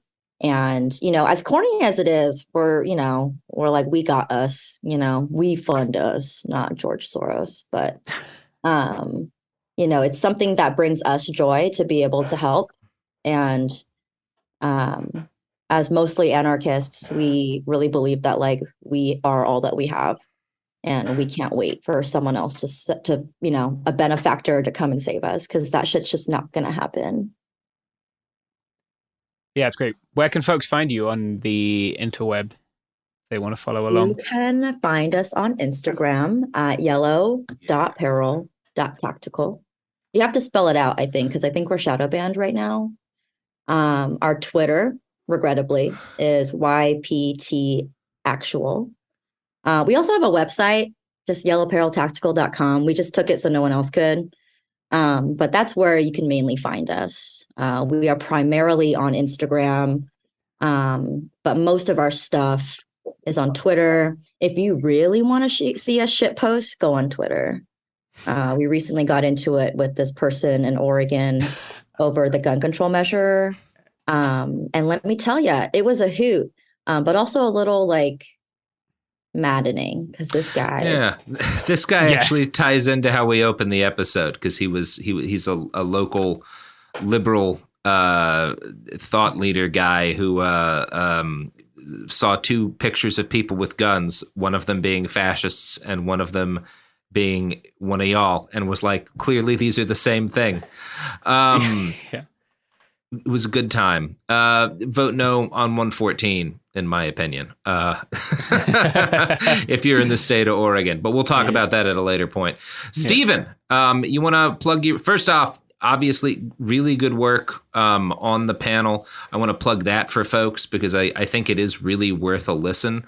As everyone is here said, there's a lot of good historical information in there, and your contributions are invaluable. So folks can check that out. If you just Google Cato Institute, Domestic Extremism and Political Violence, you'll find it. And how else can people find you, Stephen?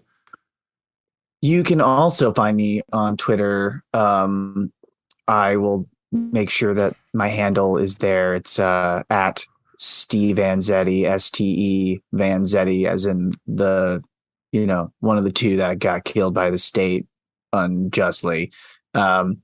Because it's anti-Italian discrimination. Mm-hmm. So I digress. You can find me there.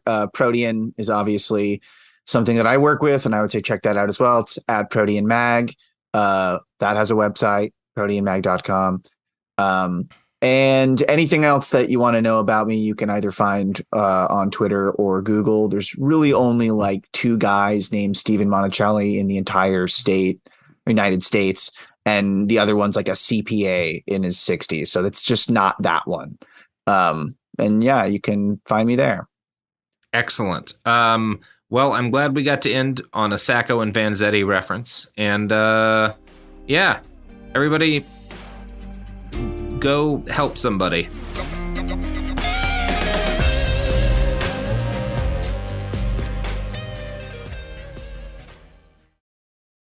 This is Ryder Strong with a podcast called The Red Weather. In 1995, my neighbor, Anna Trainer, disappeared from a commune. It was nature and trees and praying and drugs. So no, I am not your guru. And back then, I lied to everybody. They have had this case for 30 years. I'm going back to my hometown to uncover the truth.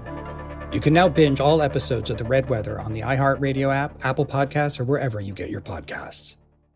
Hey everyone, it's Emily Simpson and Shane Simpson from the Legally Brunette podcast. Each week, we're bringing you true crime through a legal lens. Whether you want all the facts on the disappearance of Nancy Guthrie, or you still need to wrap your head around the Diddy verdict, we're breaking it all down step by step. And we're not just lawyers, we're also husband and wife. It makes for some pretty entertaining episodes. Listen to Legally Brunette on the iHeartRadio app, Apple Podcasts, or wherever you get your podcasts.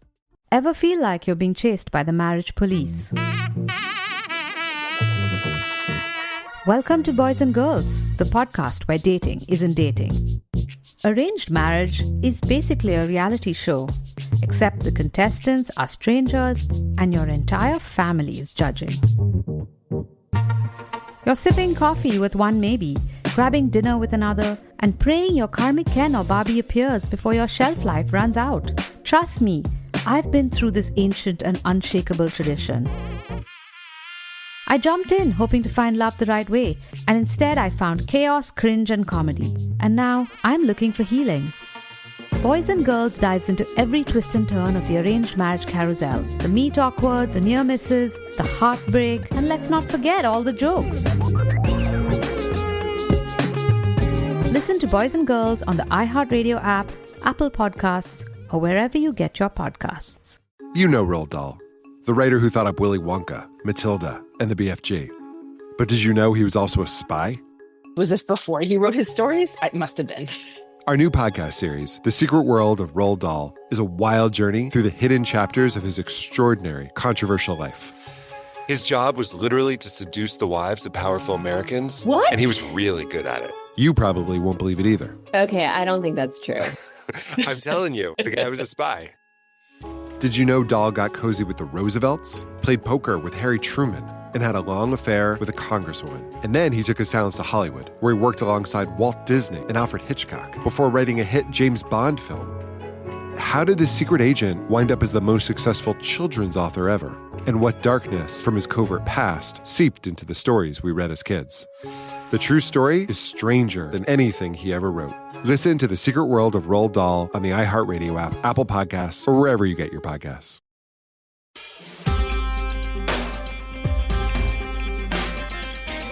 Could it happen here? I don't know, but I get paid whether or not we find an answer to that question. This has been the introduction to the podcast. I'm Robert Evans. Hello, everyone else. Hello. Hello. Good morning, afternoon. This day. is Garrison. We have Shireen, and we also have our friend Prop from Hood Politics here. Hello, greetings. What's up, y'all? Talk to me nice. I fully respect the transparency about, like, will you get paid regardless? Yeah, exactly. Exactly. When Whether or not we learn if it could happen here. Here's the thing. When I used to teach high school, which, believe it or not, I did, taught ninth graders. We was, like, maybe 8 years apart at the time. And there was at one point, and I taught inner city, and it was at one point I got this idea from one of my like mentor teachers where I was like, okay, check this out. So I made, you remember overhead transparencies? Oh God, yes. Yeah, I do for sure. So I made one of my check.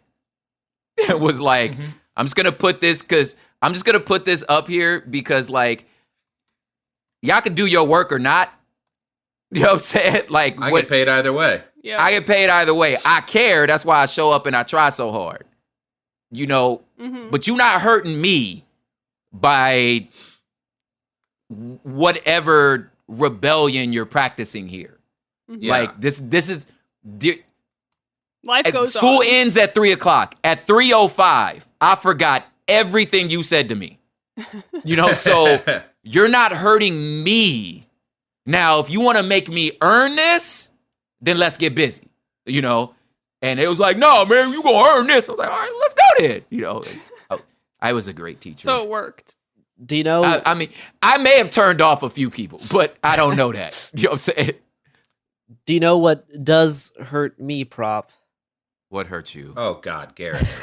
What a segue. the mainstreaming of anti-Semitic rhetoric. Oh, Wow. Wow. No, you did a good job there, Garrison. Great Thank work. Hard pivot. You know what? Yeah. You know what? Putting in for a commendation for you. You're gonna get a little trophy from the company for that one. Hey, homie, that was Trophy. Garrison. That was, yeah. So that's varsity, bro. That was varsity, fam. You know what I'm saying? Unfortunately, today we're going to be talking about Kanye West. There's a lot of elements to this topic of discussion between the media's coverage of what's happened the Sorry, past but month. isn't it Ye now, Garrison? I don't Yay. know. It's yay. Is it Yay? Okay. Yeah. Okay, I'm Prop, you don't sound So happy glad. about I'm so glad Prop sad is about here. this. The thing is, like, and like at some point, probably now, I have refused to talk about same, this, yeah. you know, and specifically even covering it, you know, on the pod. But it's definitely time to be like, you know, whose man's is this? Yeah. You know, like, come on, somebody come get your man's here. You know what I'm saying?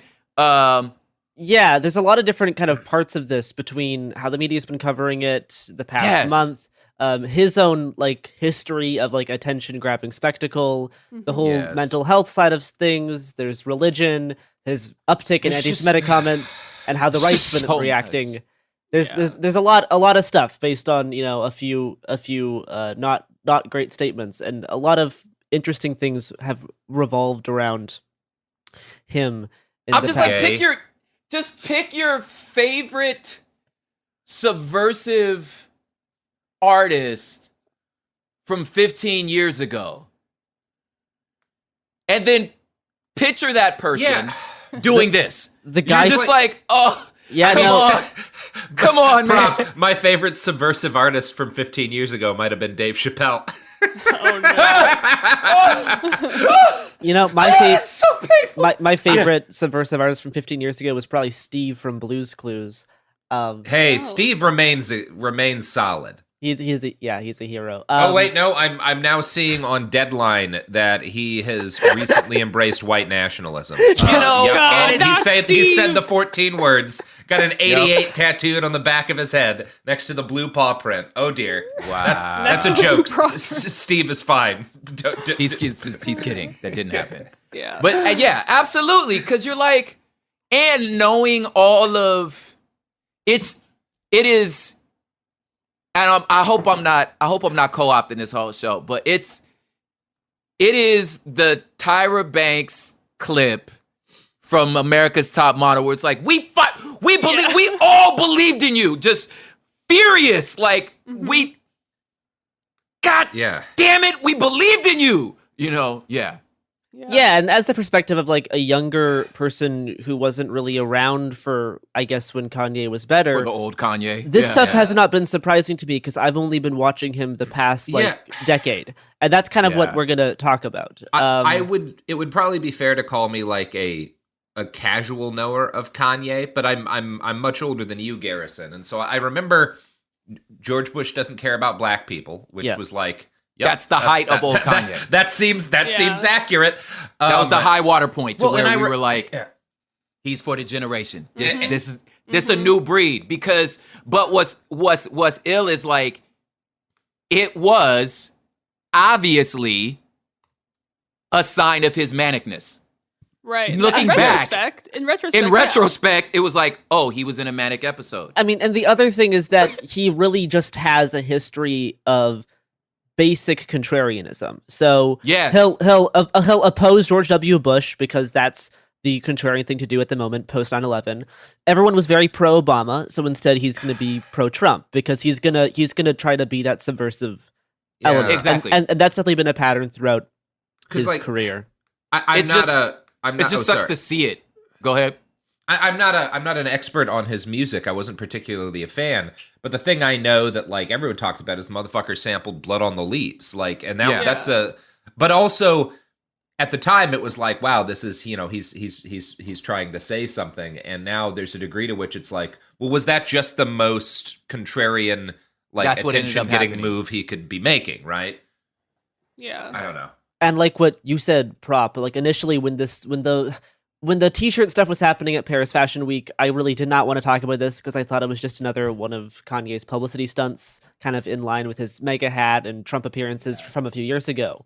And I didn't want to like play into the media cycle of just amplifying these stunts that Kanye does, which I think kind of feeds into and encourages this kind of behavior. Mm-hmm. But then Kanye went on Tucker and started posting on the internet, and things have gotten a lot worse since then. And now I feel like it actually is. We should now actually talk about this because there's some interesting things going on. And ideally, we could talk about it in a way that's actually useful and that we can gain insight from, and not just, you know, highlighting the bigoted and unhinged things that a public figure has said. So, and I think kind of feigning shock or surprisement at his recent actions and behavior and statements is mostly not useful, like as opposed to just like clearly condemning bigotry and anti-Semitism and doing like deplatforming. And also upon the news of the T-shirt stunt and the White Lives Matter stuff and anti-Semitism, I was not actually really surprised because I kind of saw this as a natural evolution of the logical progression of the type of bit that Kanye's been doing, particularly for the past 5 years. And that's kind of the angle that we're going to approach this with. I think we should probably start by talking about the types of alignments Kanye has had over the course of his career towards Christianity and how that kind of reached the peak in 2019. So you can see the kind of earliest hints of this type of thing. It's pretty dope. In a song like Jesus Walks in 2004. And then he kind of does some cool stuff. We get to the album Yeezus, which kind of revolves around deification. Garrison, I never expected to hear you say Yeezus. Awesome. Okay, sorry. Which is a pretty good album, and it's before he gets actually into like Christ.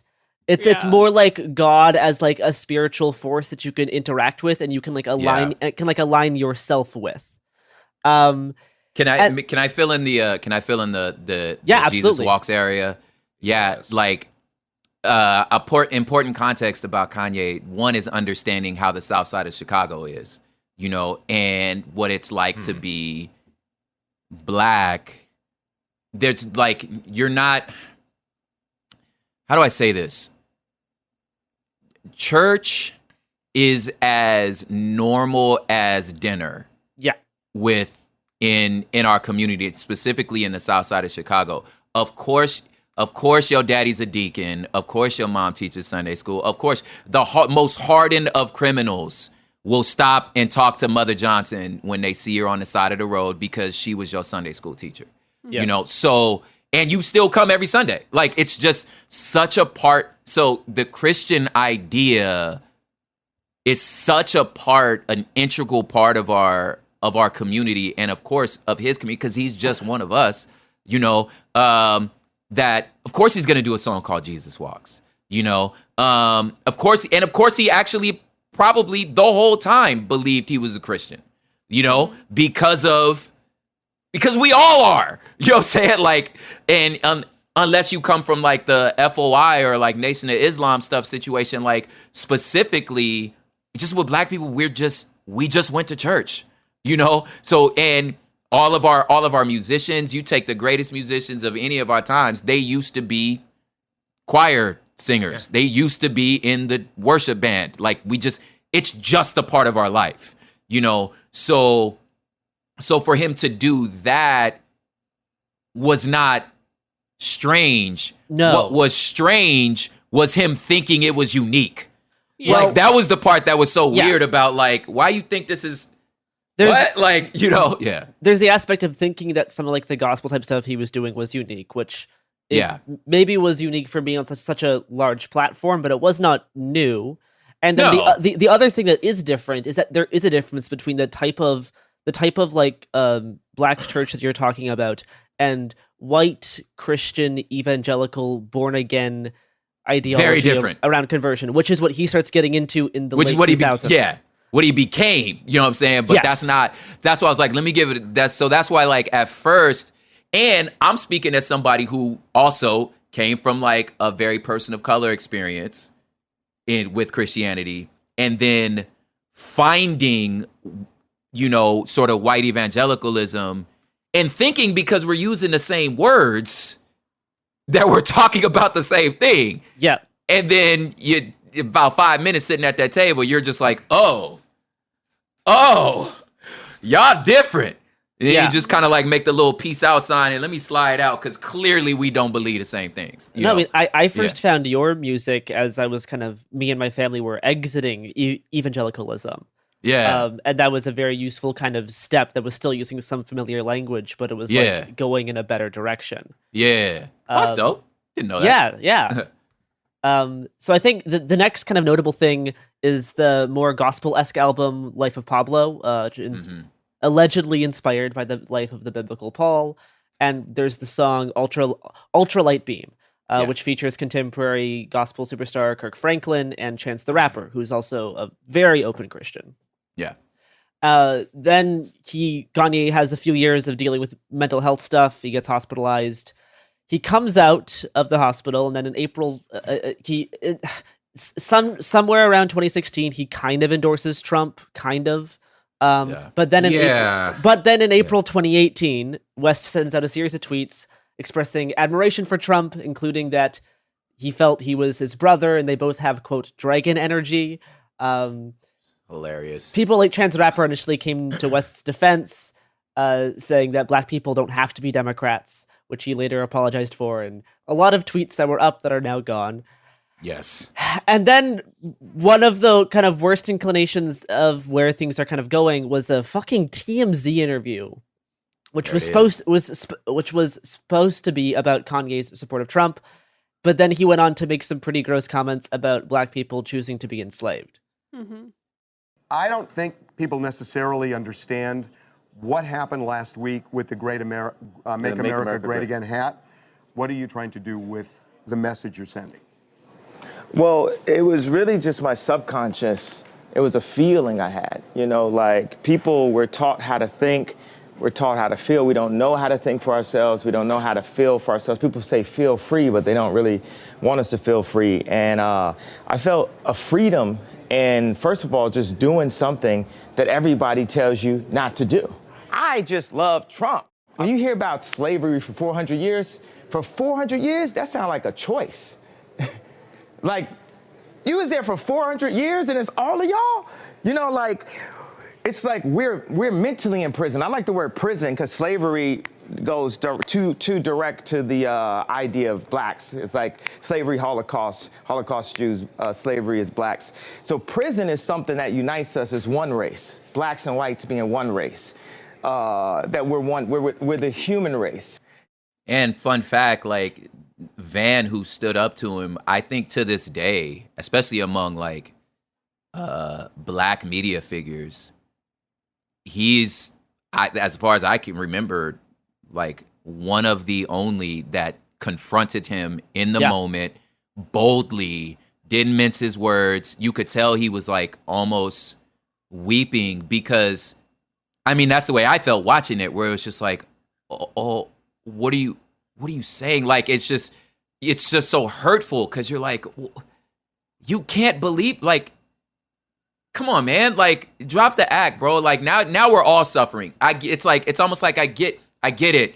We get it. Looking back, yeah, even College Dropout, that record was just him being, now we used to think it was like revolutionary. No, it's just him being a contrarian. I don't have to go to college. Now I know, like, oh man, it wasn't as deep as I thought it was, Yeah. So you're thinking, at the moment, you're like, fucking genius. Like, this is dope. Yeah. Dark Twisted Fantasy was like the most amazing album I had ever heard up to that point. Right. Brilliant. And even that, as you guys are talking, there is like sprinkles of religious stuff in that one, and a lot of his stuff. Yeah. Then he just takes it one step too far, because I just remember thinking like, oh, this guy's a musical genius, and then when you see that genius kind of turn on itself, it's just really disappointing. But yeah, shout out Van for like confronting him and directly saying, you're wrong, this hurts, and I can't believe you say that, and you owe your community an apology. That was pretty dope. Yeah. So after that incident, he took to twitter.com to clarify /defend /double down on his slavery comments, talking about being mentally enslaved and how we need to, this is just an example, like, and how his comments were just an example of free thought. It's just an idea. And once again, I'm being attacked for presenting new ideas. And then he ended this kind of tweet thread with a fake Harriet Tubman quote saying, I freed 1,000 slaves. I could have freed 1,000 more if only they knew they were slaves, which is not a real Harriet Tubman she didn't quote. Even say that. Yeah. No, that doesn't seem like a thing she would say at all. No. And all the tweets were later deleted, but it was kind of doubling down on some of the same rhetoric. And then allegedly, some of the TMZ staffers have also now come out and said that he said some anti-Semitic things during the interview that were cut out. Now that's not verified, and TMZ is obviously not a great source. Yeah. But just an interesting note on him possibly saying some other things that people thought were kind of weird, and just thought that we may as well just cut this out because it doesn't seem super relevant at the time. Anyway, so around the same time in 2018, Kanye befriended someone named Candace Owens, who was at the time the communications director for the far-right group Turning Point USA, led by man with face too small for his head, Charlie Kirk. Kanye tweeted, quote, that he loved the way Candace Owens thinks. Candace Owens basically makes all of her money by being paid by rich conservative white men to say that racism isn't a problem anymore. Days after his Candace Owens tweet, when there was the MAGA hat wearing TMZ visit, he was accompanied to TMZ by Candace Owens. That's something that a lot of people miss. Is that didn't know that Owens is a core vector point for all of the stuff around Kanye, and much of Kanye's rhetoric in this vein of like slavery being thought control, a lot of that directly comes from Owens. That's the talking points that she his gets. free thinking. Yeah, all of those talking points come directly from Owens, which come from her being paid by the Koch brothers. And then, obviously, West solidified his position in the pro-Trump camp with the heavily publicized White House visit in late October of 2018, where Kanye gave like a 10-minute long monologue while wearing the MAGA hat. In that spot, I love this guy right here. Let me give this guy a hug right here. I love this guy right here. That's really nice. Yeah. Come here. Yes. That's really nice. And that's from the heart. I didn't want to put you in that position, you know, but that's from the heart. These are like the intersections that are being vectored in this scenario, in this thing is like I said, like I did not want to cover this, but now that it's like it's clearly necessary to do, just for even for this context, like there's a certain I saved the word coon. Like coon is not something you throw around. Like that's to me, it's it is. As far as a black person or me as somebody who works in justice and stuff like that, it is the worst thing I can call you. You know what I'm saying? So like I saved that term and it's because of the same reason why it's hard for the totality of the black community to ever really fully disavow somebody. It's because of our history of collective suffering. Like we've survived because of our communal protection of each other. So even when somebody is losing it, it's just like, baby, just come home. Baby, okay, listen, no, he had a bad day. You know what I mean? You want so much to protect them because you understand how much internalized like self-hate and racism, how much you internalize that stuff, you know? So you just want so bad to be like, okay, Candace, let's turn the cameras off. Like, you getting your money, right? This is what we doing, right? You just, come on, you could tell us. You just, if you getting your money, just tell us. You know, it's like, you know, nah, fam, you don't really believe this, do you? You know, and then we get to be like, baby, don't get your money like that. Like, don't get your money based on our suffering. Like because you're thinking that there's no way this is really you, you know? And so when you put those two together, it's like, why did it take us so long to disavow R. Kelly? Why did it take us so long to why is Chris Brown still a star? You know what I'm saying? It's because it's because of that. It's just, you don't ever want it. Like, you gotta save coon. You gotta save that for when you really mean it. You know what I mean? For me personally, I'm like, I don't pull that word out often. Yeah. And then there's moments when you're just like, I don't know what else to call this. Like, if you are selling your own people out for the purpose of making money, that's coonery. Like, I don't, and it's just hard for me to say it. But anyway, go on. Tell us more about Candace Owens. The girl that sued her school board for racism. You know she sure did. Yeah, she sure did. We'll get back to Owens in a bit. By the time 2019 started, this is when Kanye went public about his born-again conversion to Christianity and kind of his full pivot towards the, I guess, mostly kind of untapped mainstream Christian rap market, which is kind of, I'm going to try to frame some of his decisions here as being more monetarily driven than what a lot of people assume. because I can totally understand these as business choices, especially coming after the Trump visit. His stated alignment with Trump and friendship with Candace Owens handed him a partially alienated fan base, accompanied by a new wave of fans from right-wing Christian evangelicals to alt-right, Turning Point USA, Daily Wire type supporters.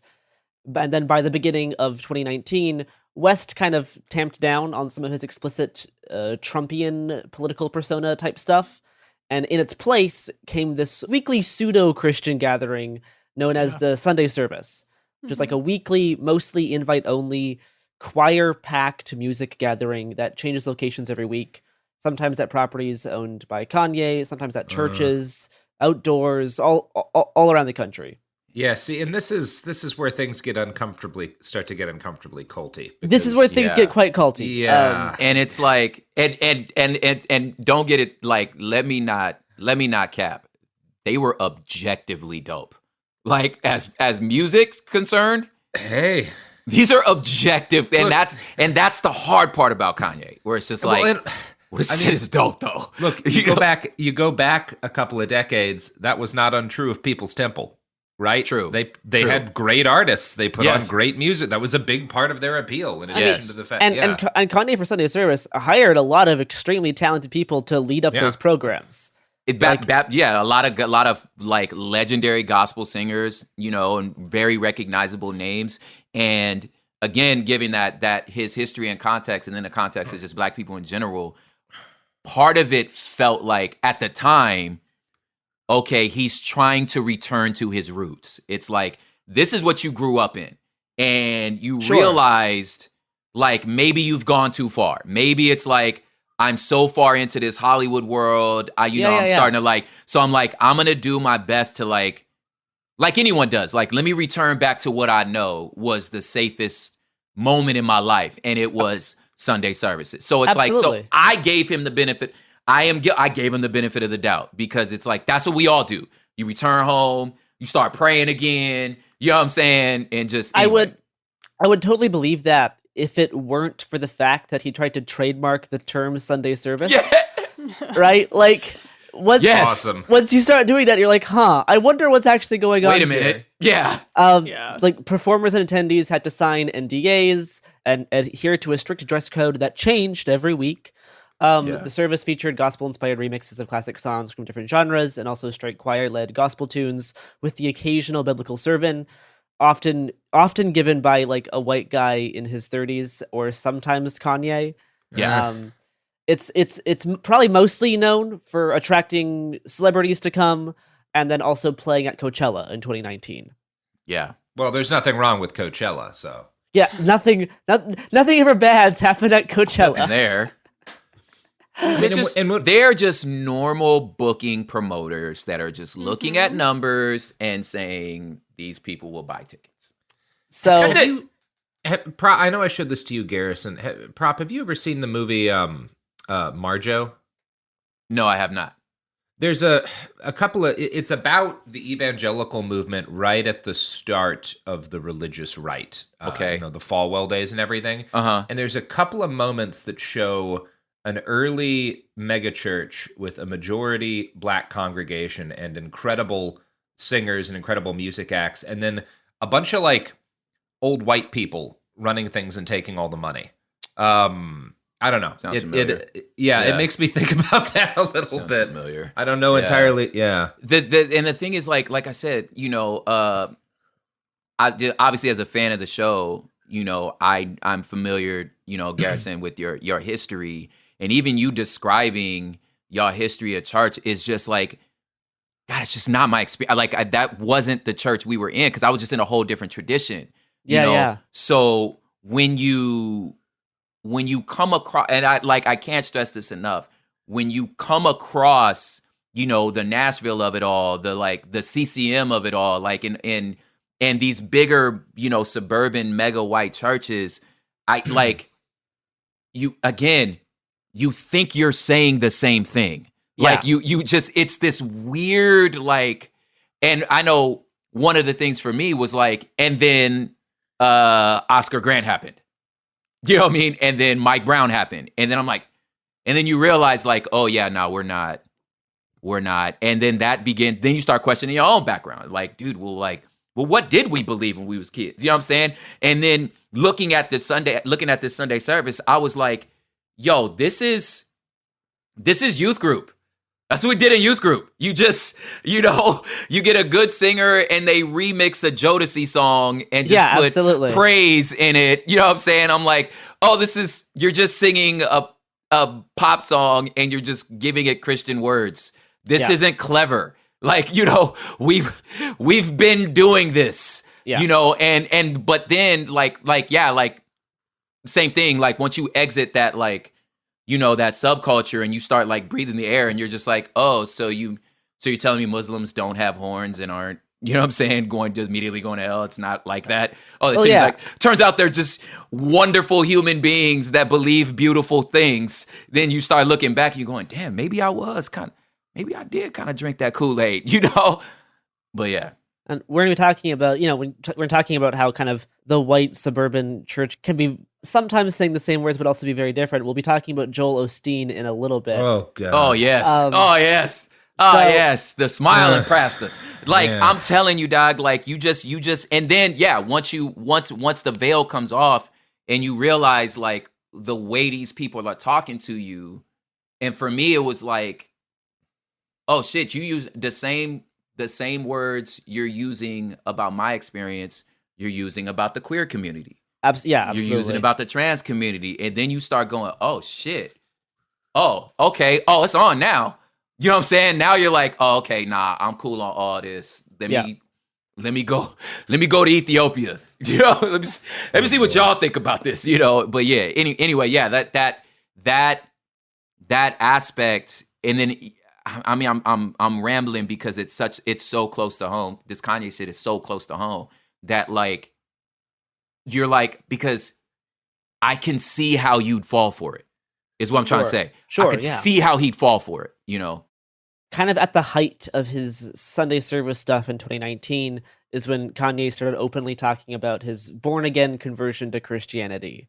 I'm gonna quote a Fox News article, quote, "Ye must be born again. Kanye West and Kim Kardashian shared their Christian faith in a big way over this weekend. Adam Tyson, a pastor from Southern California, told Fox News recently that he's been leading West in a Bible study for months now and would, quote, teach from God's word about how salvation is only by grace alone, through faith alone, in Christ alone." Great cutting-edge journalism by Fox News. I also little Reformed Calvinist talk. Yeah. This is always interesting and I guess meaningless because they don't have to be consistent. But I can remember when Kanye said what he said about George Bush after Katrina and the degree to which Fox News treated him like a fucking ghoul. Yeah. Like the incarnation of Satan. Some of the cruelest and most racist shit I ever saw on Fox News was focused around that. But no, now he's publicly praying. So like he's back on our side. We're all good, That clip was around the time of like ringtones. It was my ringtone. Him saying George Bush doesn't care about black people. That was my ringtone. Well, it's one of those things, fucking somebody needed to say it. Somebody needed to say it. Somebody needed to say it. Yo, and then when you see, I don't know if y'all remember this, but George Bush did a post like presidential interview and they asked him like, what was your like lowest point when you're president? He was like, when Kanye said I didn't care about black people. I was like, not the multiple invasions. Wow. not the 2 times you invaded foreign countries. Yeah, none of that. Lost. None of the war crimes. Like, none of that. Oh, cool. When Ye said you ain't care about black people. That is, I gotta say though, that's also kind of, because I remember when he said that, how happy everybody was, just because it was nice to see George Bush sad. But it's also kind of another harbinger of, well, that's maybe too much cultural power for one man to handle. No one man should have all that power. Exactly. Exactly. We got there, Robert. We got there. Yes. Good work. Yeah, because it definitely added reference I knew how to make. Yes, it definitely added to Kanye's cachet because it was like, bro, you did it. You took down a president. Yeah. You know, Or at the least last rapper to made take him- down a made him president. feel bad. Yes, the last rapper to take down a president was Eazy-E and Ice-T. Like, it took a long time before we could get somebody like Eazy. We're talking about, you know, the Jerry curl juice dripping on the White House. Like, that's Eazy-E. You know what I mean? Yeah. And then, you know, with Body Count and Cop Killer from Ice-T, like, that was the last time anybody was able to take out a president. You know? So I'm like, you in the annals of history now, fam. That's what we thought, at least. Yeah. So I think stuff like that made him think he transcended blackness the same way like Yeah. OJ thinks he has. You know what I mean? Yeah. I think that mentality plays, in my opinion, a lot into the Messiah complex that he Clearly has. Yeah. Yeah. after the Kim Kardashian baptism and the Adam Tyson Bible study groups, Kanye started talking much more openly about the evangelical style born again conversion that he had in 2019. While at the biggest megachurch in the country, based out of Houston, Texas, Kanye talked about his recent conversion to Christianity to the 16,000 people present at the church's regular Sunday service. Kanye declared that he no longer cares for fame and money, but is only in the service of God. And in conversation with the celebrity pastor, Joel Osteen, at the church, Kanye said, quote, "The only superstar is Jesus. And I know that God has been calling me for a long time, and the devil has been distracting me for a long time." Here's a pro tip. The only time you'll ever hear someone say, "I no longer care for money," it's because they're rich as God. Yes. Right? Because they have enough of it. Exactly. Yes. Yeah. You have then, more than you could spend. In a radio interview, Kanye went into more detail about his conversion, saying that he began reading the Bible during his 2016 hospitalization for mental health issues and started, quote, "writing and copying out Bible verses." Uh-oh. Which is not... Listen, y'all, like this... I don't want to be just like blatantly anti-Bible, but if you're in the hospital for mental issues... They probably shouldn't let people... They should not let you access any religious text at all. Like any religious text. This is, but like the story is, it is standard inner city church talk. Like, it's, this is par for the course. You're like, look, dude, you know, you go up and you give your testimony in testimony service. You know, I was outside, I was doing all the gangs, I was with all the girls, and then one day I was high. You know, I was in 9 gangs, and I was at a 4-day binger, and I just looked up and I said, God, if you could get me out of this, you know. And then over in the corner, I saw a Bible. Like, it's standard. Sure. You know? Yep. Yeah. Yeah. No, there's so much about it that's standard. Also, just to evangelical. Again, I brought up the whole "I no longer care about money," but every one of these rich megachurch pastors who is making hundreds of millions of dollars a year will have speeches where they're like, "I don't care. The money means nothing to me. It's all for God. Everything. Like he's the only real star up here." Yeah. Like it's all very. Again, I think this hit people like a brick who aren't familiar, haven't had experience, particularly with like strains of Southern Christianity. Yeah. But the way Kanye's been talking makes a lot of sense. But it's also, I think that chunk of people were all flummoxed by the Black Israelism stuff, which I'm guessing we're going to talk about later. That. Hebrew Israelite stuff. That's more Northeast and Midwest. Dog, yes. Right? Yeah. The Hebrew Israelite stuff. Woo! All right, let's go.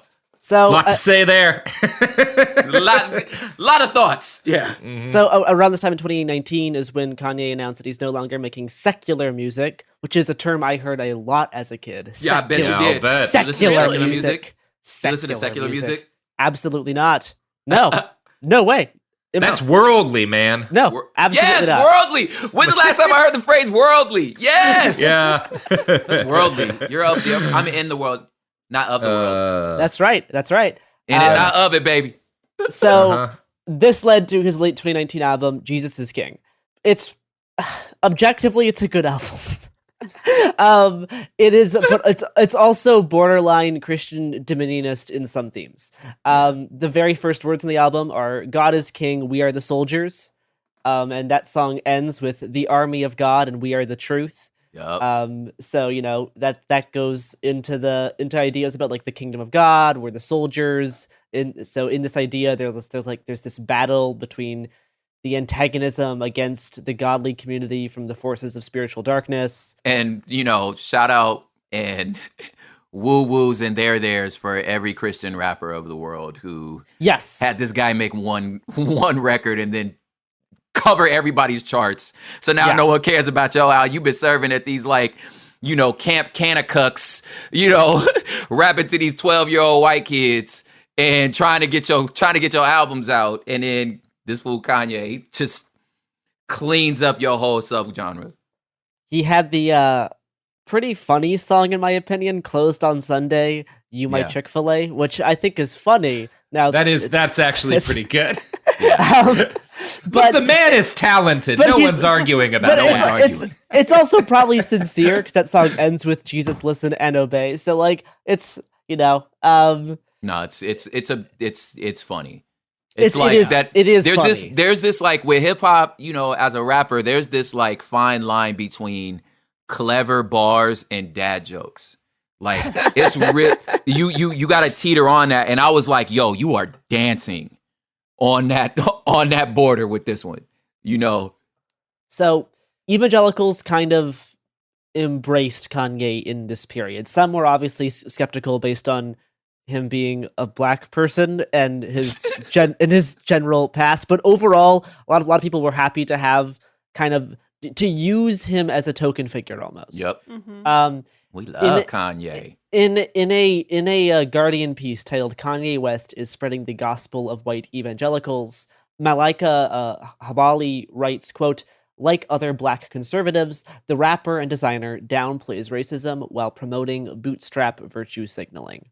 While signifying black cultural and religious traditions, his album is peppered with samples of black church staples like James Cleveland's God Is.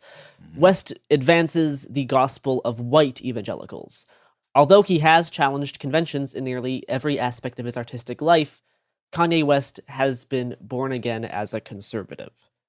And that whole article is a really good piece, kind of going into how specifically the type of thing he's engaging with is distinct from the black church tradition and is just Absolutely. Joel Osteen shit. Absolutely.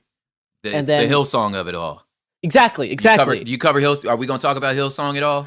I don't have anything of Hillsong in this script. The script is already too long. It might need to be a two-parter at this point. I think we'll probably do Hillsong on BTB at some point. Yeah. Hillsong was a big part of my childhood. Yeah. Hillsong is a big part of the whole fascism thing. It's my childhood. I really feel like just secular, just the idea of just secular academia, anybody who studies culture, I feel like the effects of something like a Hillsong is always siloed into this study of religion. You know what I mean? This is just this thing, but really the cultural societal impact global of something like a Hillsong stretches so far past just a theological or religious thing. I don't think people really understand the influence something like a Hillsong would have. And just like any other thing, it's I soireed in there, so I met some cool people there. You know what I'm saying? Cool homies. You know what I mean? There's some stuff that I was just all right, yeah, nah, y'all weirdos. But, but generally it's DMX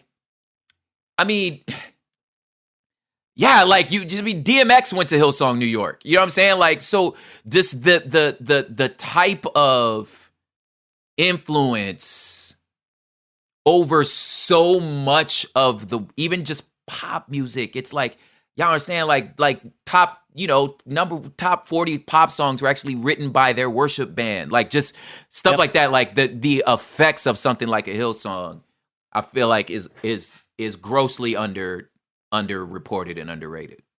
Another interesting note. So University of Virginia professor Ashen Crawley wrote for NPR saying, quote, "Kanye West has used the concept of salvation to disallow thoughtful engagement with his politics," which I think is an interesting sidebar to kind of everything we've talked about, especially with his more evangelical stuff coming directly after his Trump stuff. Yeah. Now, obviously, I don't know what's going on inside Kanye's head, nor can I judge his sincerity of faith, but I can certainly see the business aspect of branding yourself as basically the first extremely mainstream Christian rap artist in 2019. I can see from a business perspective what happened in 2018 with his politics. I can see how this may have been a gamble that he took. So throughout 2020, after his Sunday service kind of era, Kanye was kind of running for president, but like not really. It mostly seems to be a publicity thing. Yeah. His campaign obviously did not result in him becoming president, but it did result in his wife divorcing him in favor of Pete Davidson. The most notable aspect of his campaign is in July at a rally in North Charleston, South Carolina. Kanye broke down in tears as he claimed that him and his wife had discussed aborting their first child. This allegedly left his wife mortified and, quote, deeply worried over Kanye's mental state, which eventually led to their divorce in 2021. Kanye continued and continues to focus on abortion, but he continued to talk about that throughout his quote-unquote campaign. And in interviews later that September, he said that God revealed to him, quote, the black genocide that is abortion. God revealed that to him. Is this the same line? Yeah. I'll say this. I don't have a lot of nice things or a lot to say at all about Kim Kardashian, but one of the first thing I thought back when he got institutionalized during his mental health outbreak is like, oh, people actually care about him. Like he actually has people in his life who love him and are making him seek help, which a lot of very famous people who have, psychotic episodes and stuff don't have that, right? No one around them is willing to be critical enough to be like, you need help right now. Mm-hmm. It does seem like she really tried to help. Yeah, it's crazy to think that on our 2020 bingo card that the adult in the room was going to be Kim Kardashian. Yeah, I would have not predicted that. Her actions in the marriage make sense to me. Yes. Yep. Yeah. So with all of that context, this finally leads us to our main topic of discussion. Oh boy. We haven't got there yet. Kanye's recent actions and comments linked to white supremacy and anti-Semitism. So this most recent circus started at the beginning of October during Paris Fashion Week, where Kanye literally hand in hand with far-right media personality Candace Owens debuted his new line of t-shirts while wearing a long sleeve that read "White Lives Matter." Now, the slogan is obviously in response to BLM, but the more formal "White Lives Matter" movement is like an explicitly neo-Nazi group tied to the Aryan Resistance Society, the National Socialist Movement, and the Loyal White Knights of the Ku Klux Klan. So it's like the actual group is explicitly Nazis. But obviously, the slogan is not. It's easy to come up with the slogan "White Lives Matter." Like it's not that's not where did he get that from? Come on. So Kanye's promotion of the slogan was obviously celebrated by many neo-fascist online celebrities. Nick Fuentes of America First forwarded the post saying that, quote, anti-white racism and White Lives Matter are now mainstream. This is an unambiguous win.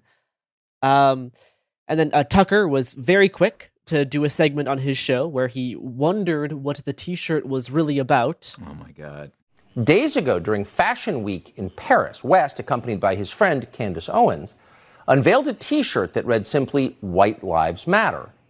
The response from the fashion industry and international media was instantaneous and uniform. Shock, horror, rage. There is no excuse for this, thundered the New York Times. West is legitimizing extremism, shrieked Rolling Stone, etc., etc. What was strikingly missing from the coverage, however, was any explanation for why West did this. What was the t-shirt about? No one seemed to think to ask him, much less to listen to what he had to say. Instead, the enemies of his ideas dismissed West, as they have for years, as mentally ill. Too crazy to take seriously. Look away, ignore him. He's a mental patient. There's nothing to see here. I don't know. Who's to say? Who's to say, really? I'm surprised all the All Lives Matter people weren't in such an uproar about that. Yeah, I wonder surprised. why. I wonder why. Interesting. The next Monday, Kanye wrote on Instagram, quote, everyone knows that Black Lives Matter was a scam. Now it's over. You're welcome, unquote. This is direct. This is like direct Candace Owens shit in a way that we'll explain later. But so a few days after Kanye and models for his new Yeezy lineup donned the White Lives Matter t-shirts at Paris Fashion Week, he himself made an appearance, to quote Rolling Stone, on the show where white lives matter the most, Tucker Carlson's Fox News show, Tucker Carlson Tonight. Honestly, solid turn of phrase. That's good work, guys. dope. Yeah. That's a good way to write that. Yeah, Proud of you. nailed it. Good trophy. Good. Thank you, comrade Rolling Stone. So you made reference to the White Lives Matter T-shirt, which you brought out at Paris Fashion Week. Yeah. Why did you do that, and what did it mean? You know, I do certain things from a feeling. I just channel the energy. It just feels right. It's using a gut instinct, a connection with God, and just brilliance. You know, like as if you asked like Tanya Harding how she did the triple flip or the triple spin, she was in so much practice that when it was time for her to skate in a competitive format, it just happened. Like it happened outside of practice. It happened in the real format, and that's what's happening. Is God is like preparing us for the real battles, and we are in a battle with the media. Like the majority of the media has a godless agenda. Oh, that's brilliant. So, in the clip, he talks about this idea coming to him as like a feeling.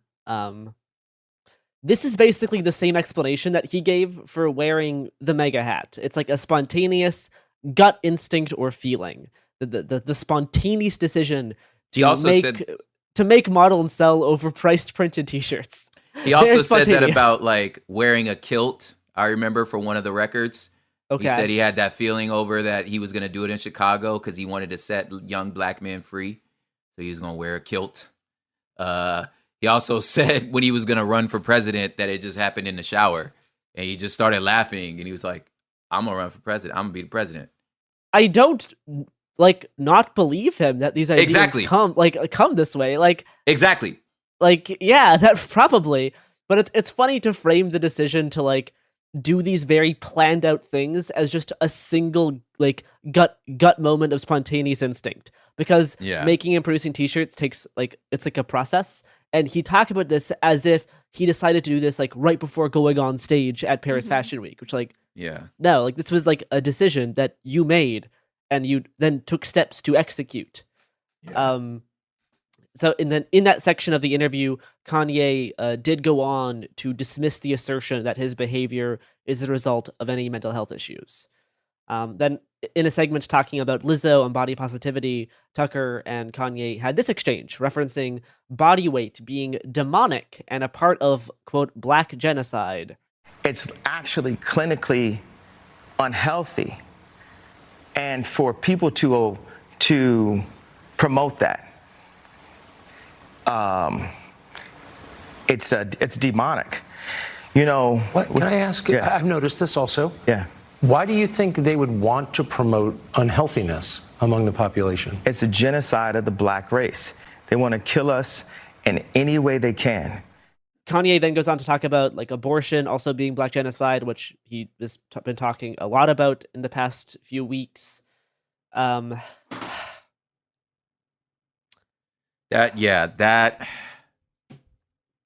Lizzo clip, man, that was I can only think of vulgar phrases to describe it, where it's just just gross. Kick me in my balls, dude. We're already on the ground. That's what it just felt like, a ball stomp, where it's just you don't have to. Come on, man. You're down bad, bro. Really, I got nothing, man. Why you saying that? It's exhausting. Yeah, that's what I'm trying to say. It's exhausting. We just all of the Kanye man? Coverage is exhausting. Yeah. And feeding into it as media spectacle only encourages this type of unhealthy behavior. and it does not help. Like it doesn't help to be a regular person on social media, having like strangers interact with you in a weird way, let alone if you're one of the most famous people in the world. Like it's not healthy. Facts. I'm going to quote from New Republic, and this is kind of about his White Lives Matter shirt and his initial Tucker Carlson appearance. Quote, "Little more than a troll, another tiresome and mediocre provocation to stir up attention by using a contrarian slogan that until now was mostly associated with far-right white supremacists. West has, in recent years, made more waves with his efforts to trigger the libs than he has with his music. White Lives Matter is a slogan associated with hate groups, but he got what he sought, attention and amplification from Republicans and right-wing media. West earned a sit-down with Fox News on Tucker Carlson Tonight to talk about his boy Trump and the response he has received to his overall MAGA-ification. Carlson was hardly alone in celebrating West for not only rejecting Black Lives Matter, but promoting the same sense of white grievance and victimization that he has trumpeted on his Fox News program for years. The Republican House Judiciary Committee Twitter account spent hours slobbering over the interview, taking a victory lap of sorts for its new generation of edgelords."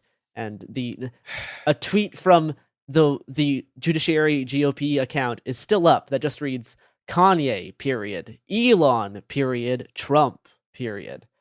Which, my God, if that's the state of the Republican Party, like... Is this your king? Yeah. Like... So at first, Kanye appeared to relish in the t-shirt controversy, writing on Instagram that "my one t-shirt took all the attention." After the t-shirt incident, Adidas said that they were placing its lucrative sneaker deal under review. The previous month, Kanye exited his deal with The Gap. And, several contemporaries of Kanye did push back on this shit that he was pulling, including rapper Sean Diddy Combs, who condemned the design in a video on Instagram and said, "Don't wear the shirt, don't buy the shirt, don't play with the shirt. This is not a joke." And what happened next took things to a new level of grotesqueness. West spent the next few days spewing anti-Semitic vitriol online, first on Instagram, where Kanye posted screenshots from a private message exchange between him and Combs, where he suggested that Combs was being controlled by Jewish people, saying, "I'ma use you as an example to show the Jewish people that told you to call me that. No one can threaten or influence me." So, obviously, not great playing into While basic clearly tropes. being influenced by right-wing thought. Yeah. Yes, by fossil fuel billionaires, essentially. Yes. But yeah, obviously not great, playing right into the kind of ideas that Jewish people like control the entertainment industry and like have direct influence on what people's, basic anti-Semitism stuff. So soon after this, his Instagram account was suspended. And then after he was locked out of his account, Kanye decided to rejoin Twitter.com after a 2-year hiatus and was welcomed back by Elon Musk saying, welcome back, friend. Minutes later, minutes after Elon's welcoming of minutes later after Elon's welcoming of Kanye West, Kanye tweeted, "I'm a bit sleepy tonight," which is a weird way to open this tweet, by the way. I'm a bit sleepy tonight. Okay. Yeah. But when I wake up, I'm going DEFCON 3 on Jewish people. Jewish people in all caps. The funny thing is that I can't actually be anti-Semitic because black people are actually Jew. Also, you guys toyed... God, I know. Say the whole word. Jewy? That was a TV joke. That wasn't Garrison being... Anyway, whatever. You guys have toyed with me and tried to blackball anyone whoever opposes your agenda, with a follow-up tweet saying, "Who do you think created cancel culture?" Which that's also okay. I do want to stop at that. That is a much deeper Nazi reference than you might guess. There's a book called The Culture of Critique. There was a deep understanding among the OG Nazis back in the 20s and 30s that literary criticism, that like the idea of sort of cultural criticism, that these were all Jewish plots in order to like, you know, it's actually similar to a lot of what the right says today, in order to like make white people feel bad and shamed about their culture. Nazis today, there's a book called The Culture of Critique, or A Culture of Critique, that's about the same thing. This is actually a really deep idea in Robert, anti-Semitism. are you saying that the cultural Marxists at the Frankfurt School invented political correctness to undermine Western civilization? No, I'm saying that, yes, but I'm also saying in a deeper sense that the Jews invented the concept of feeling bad about bad things in order to make white people feel bad about conquering the world, which was the original. That's the OG shit. Before we water this shit down. Yeah. Oh. Before it becomes cultural Marxism, back when it's good old fashioned cultural Bolshevism. Yes, cultural Bolshevism. Dang. Yes. So that's the OS1 version. Yeah, exactly. That's the I don't know. It's the iPhone 1. That's Continue. the sidekick. Yeah. You know what I'm saying? You on the BlackBerry racism. Yeah, that's right. So this is basically a lot of like textbook anti-Semitism, mixed in with some Black Hebrew Israelite shit about, you know, being the true chosen people of God. Kind of akin to like if people listen to the show, they might be familiar with like the Nazi Christian identity idea of white Christians being the real Israelites. Ooh. Everybody want to be the real Israel. Here, yeah, it started. So we get the start of Black Israelism in the Northeast and to an extent the Midwest. I think it's Kansas and New York City are two of the big early cities in the 1890s, and it's number one, anti-Semitic from the start. An awful lot of it is based around like a hatred of Jewish people. But it's also this like idea that there's X number 13 lost tribes of Israel, and then the Black people are the lost tribes of Israel. And so there would be mixes of like taking actual elements of like Hebrew religious worship and mixing them in with kind of weirder stuff. Anyway, it has a long history. It is concentrated. Like the part of this, like if you have ever spent time in like New York, or like Philly or whatever, you have run into Black Israelites on the street. Like it's a thing that you will encounter. There's not a ton of them. I think most estimates are like 20 or 30,000. But they're very vocal. Yeah, the phrase now with like most of the Hebrew Israelites is like the true children of Israel are the Black, Latino, and the so-called Native American, or So it's just this idea, and here's where it gets tantalizing and complicated. I'm saying this as a Black man, you know, is you open your Bible and at the back of every Bible got a map. And you looking at it and you going, well, this where the shit take place, right? So you're like, well, how come y'all only teaching us about Europeans? You only talking about every painting got these white people. Everybody, you just like, nah, this shit don't make sense. This can't be it. And then I'm getting deep cuts here. It's like and then you get into the book of Acts where it's supposed to be the Bible, like where the gospel spreads. And the first time it leave Israel is Stephen meeting an Ethiopian. He's meeting this Ethiopian eunuch, and the Ethiopian goes to where was Moses when this other back in the Exodus story. Where was Moses? Where did Moses go when he fled? When he fled Egypt, he went to Midian. He went to Ethiopia. So you're like, this shit took place in Africa, right? And at the time, you still believe like the Sinai Peninsula, that's North Africa. You know, so you're like, these are brown skin people. Why is your narrative and everything you tell me about white people? So if you were still sort of like in awe of the story and the person, this subversive, you know, socialist, you know, anti-imperialistic, anti-empire character of Jesus that, you know, your Arab and Muslim friends still understand as you know, as Isa as like a person, then you're like, yo, we might be talking about the same man here, and he was as brown as us. So, and if you're like, you're like, dude, the gospel went south. We hit in Ethiopia. There's Axum, the first Christian city. Like at some point, you like, the shit didn't go north until 400 years later. So you just draw this conclusion that like if you're gonna box me out, my only response, if you're gonna box me out of all of the clear history that took place among brown-skinned people, then I'm gonna be like, I have no choice but to be like, well, fuck y'all, nah, the true Israel over here. And if you if you can't not possibly be black and read the book of Exodus and be like, well, shit, that's us. You know what I'm saying? You can't like, how do you not see it? You know, so it's so alluring, especially again when you go to when the white pastor talking about like, well, your poverty is your choice, and hey, well, you know, and your Reformed Calvinist person was like, well, that was the Lord's divine will. You were divinely ordained, you know, to be suffering people, and at least you got the gospel because you were a slave. Maybe God was sovereign. You like, fuck that. That can't possibly be the God I'm reading about in this book, you know. So you're like, okay, well, I guess. You know what I'm saying? And then it's like I'm ranting on this because I feel like it's especially for this audience to really understand that context.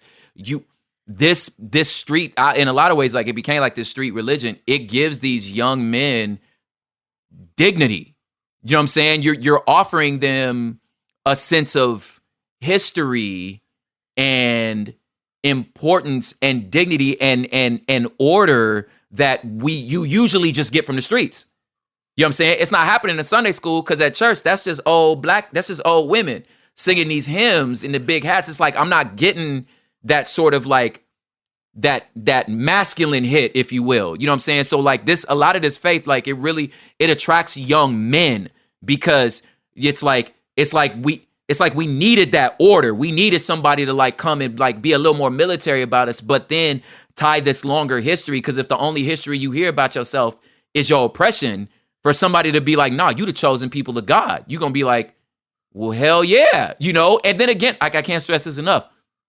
Part of this is in reaction to what white evangelical did by trying to erase brown people from the history.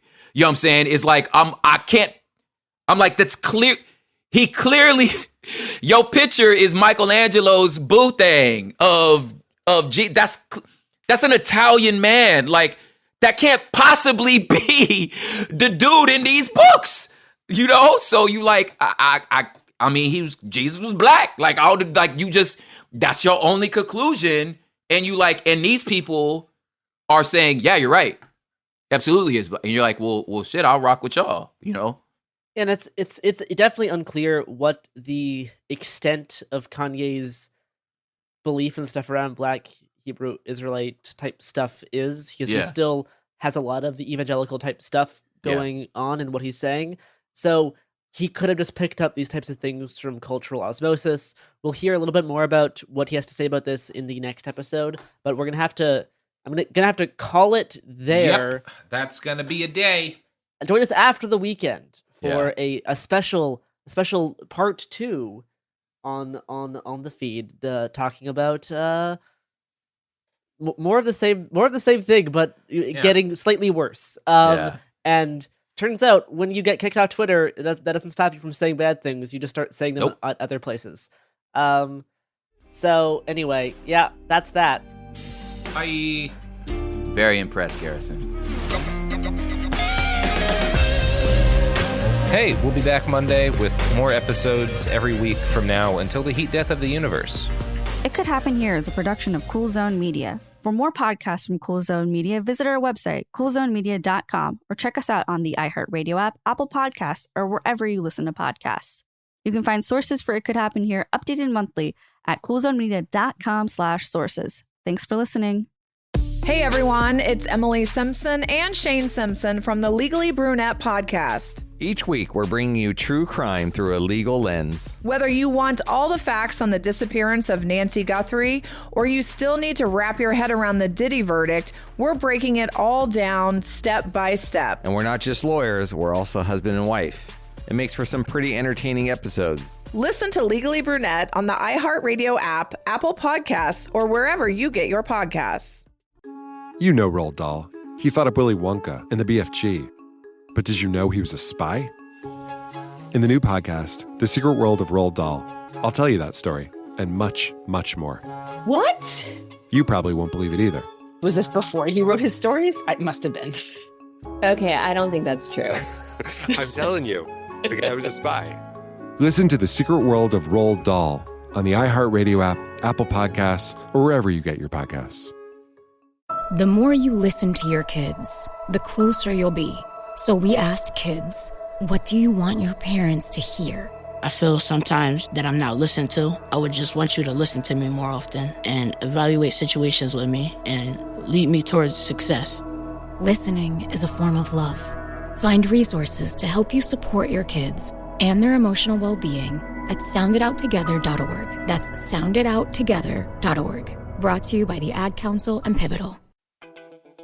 Hi, I'm Danielle Robay, host of Bookmarked, the podcast by Reese's Book Club. And this week on Bookmarked, we're basically hosting the ultimate girls' night. Reese Witherspoon, Jennifer Garner, Judy Greer, Rita Wilson, and Gary Rice, and author Laura Dave. These are the women behind season 2 of the Apple TV series, The Last Thing He Told Me. We're talking about turning a book into a hit show and what it really takes to bring a story to life. The most important metric for me is, do I want to share this book with somebody? That's what creates community, and that's the main thesis of our book club and why we started it, was just to connect people together. Listen to the Bookmarked by Reese's Book Club podcast on the iHeartRadio app, Apple Podcasts, or wherever you get your podcasts. This is an iHeart podcast. Guaranteed Human.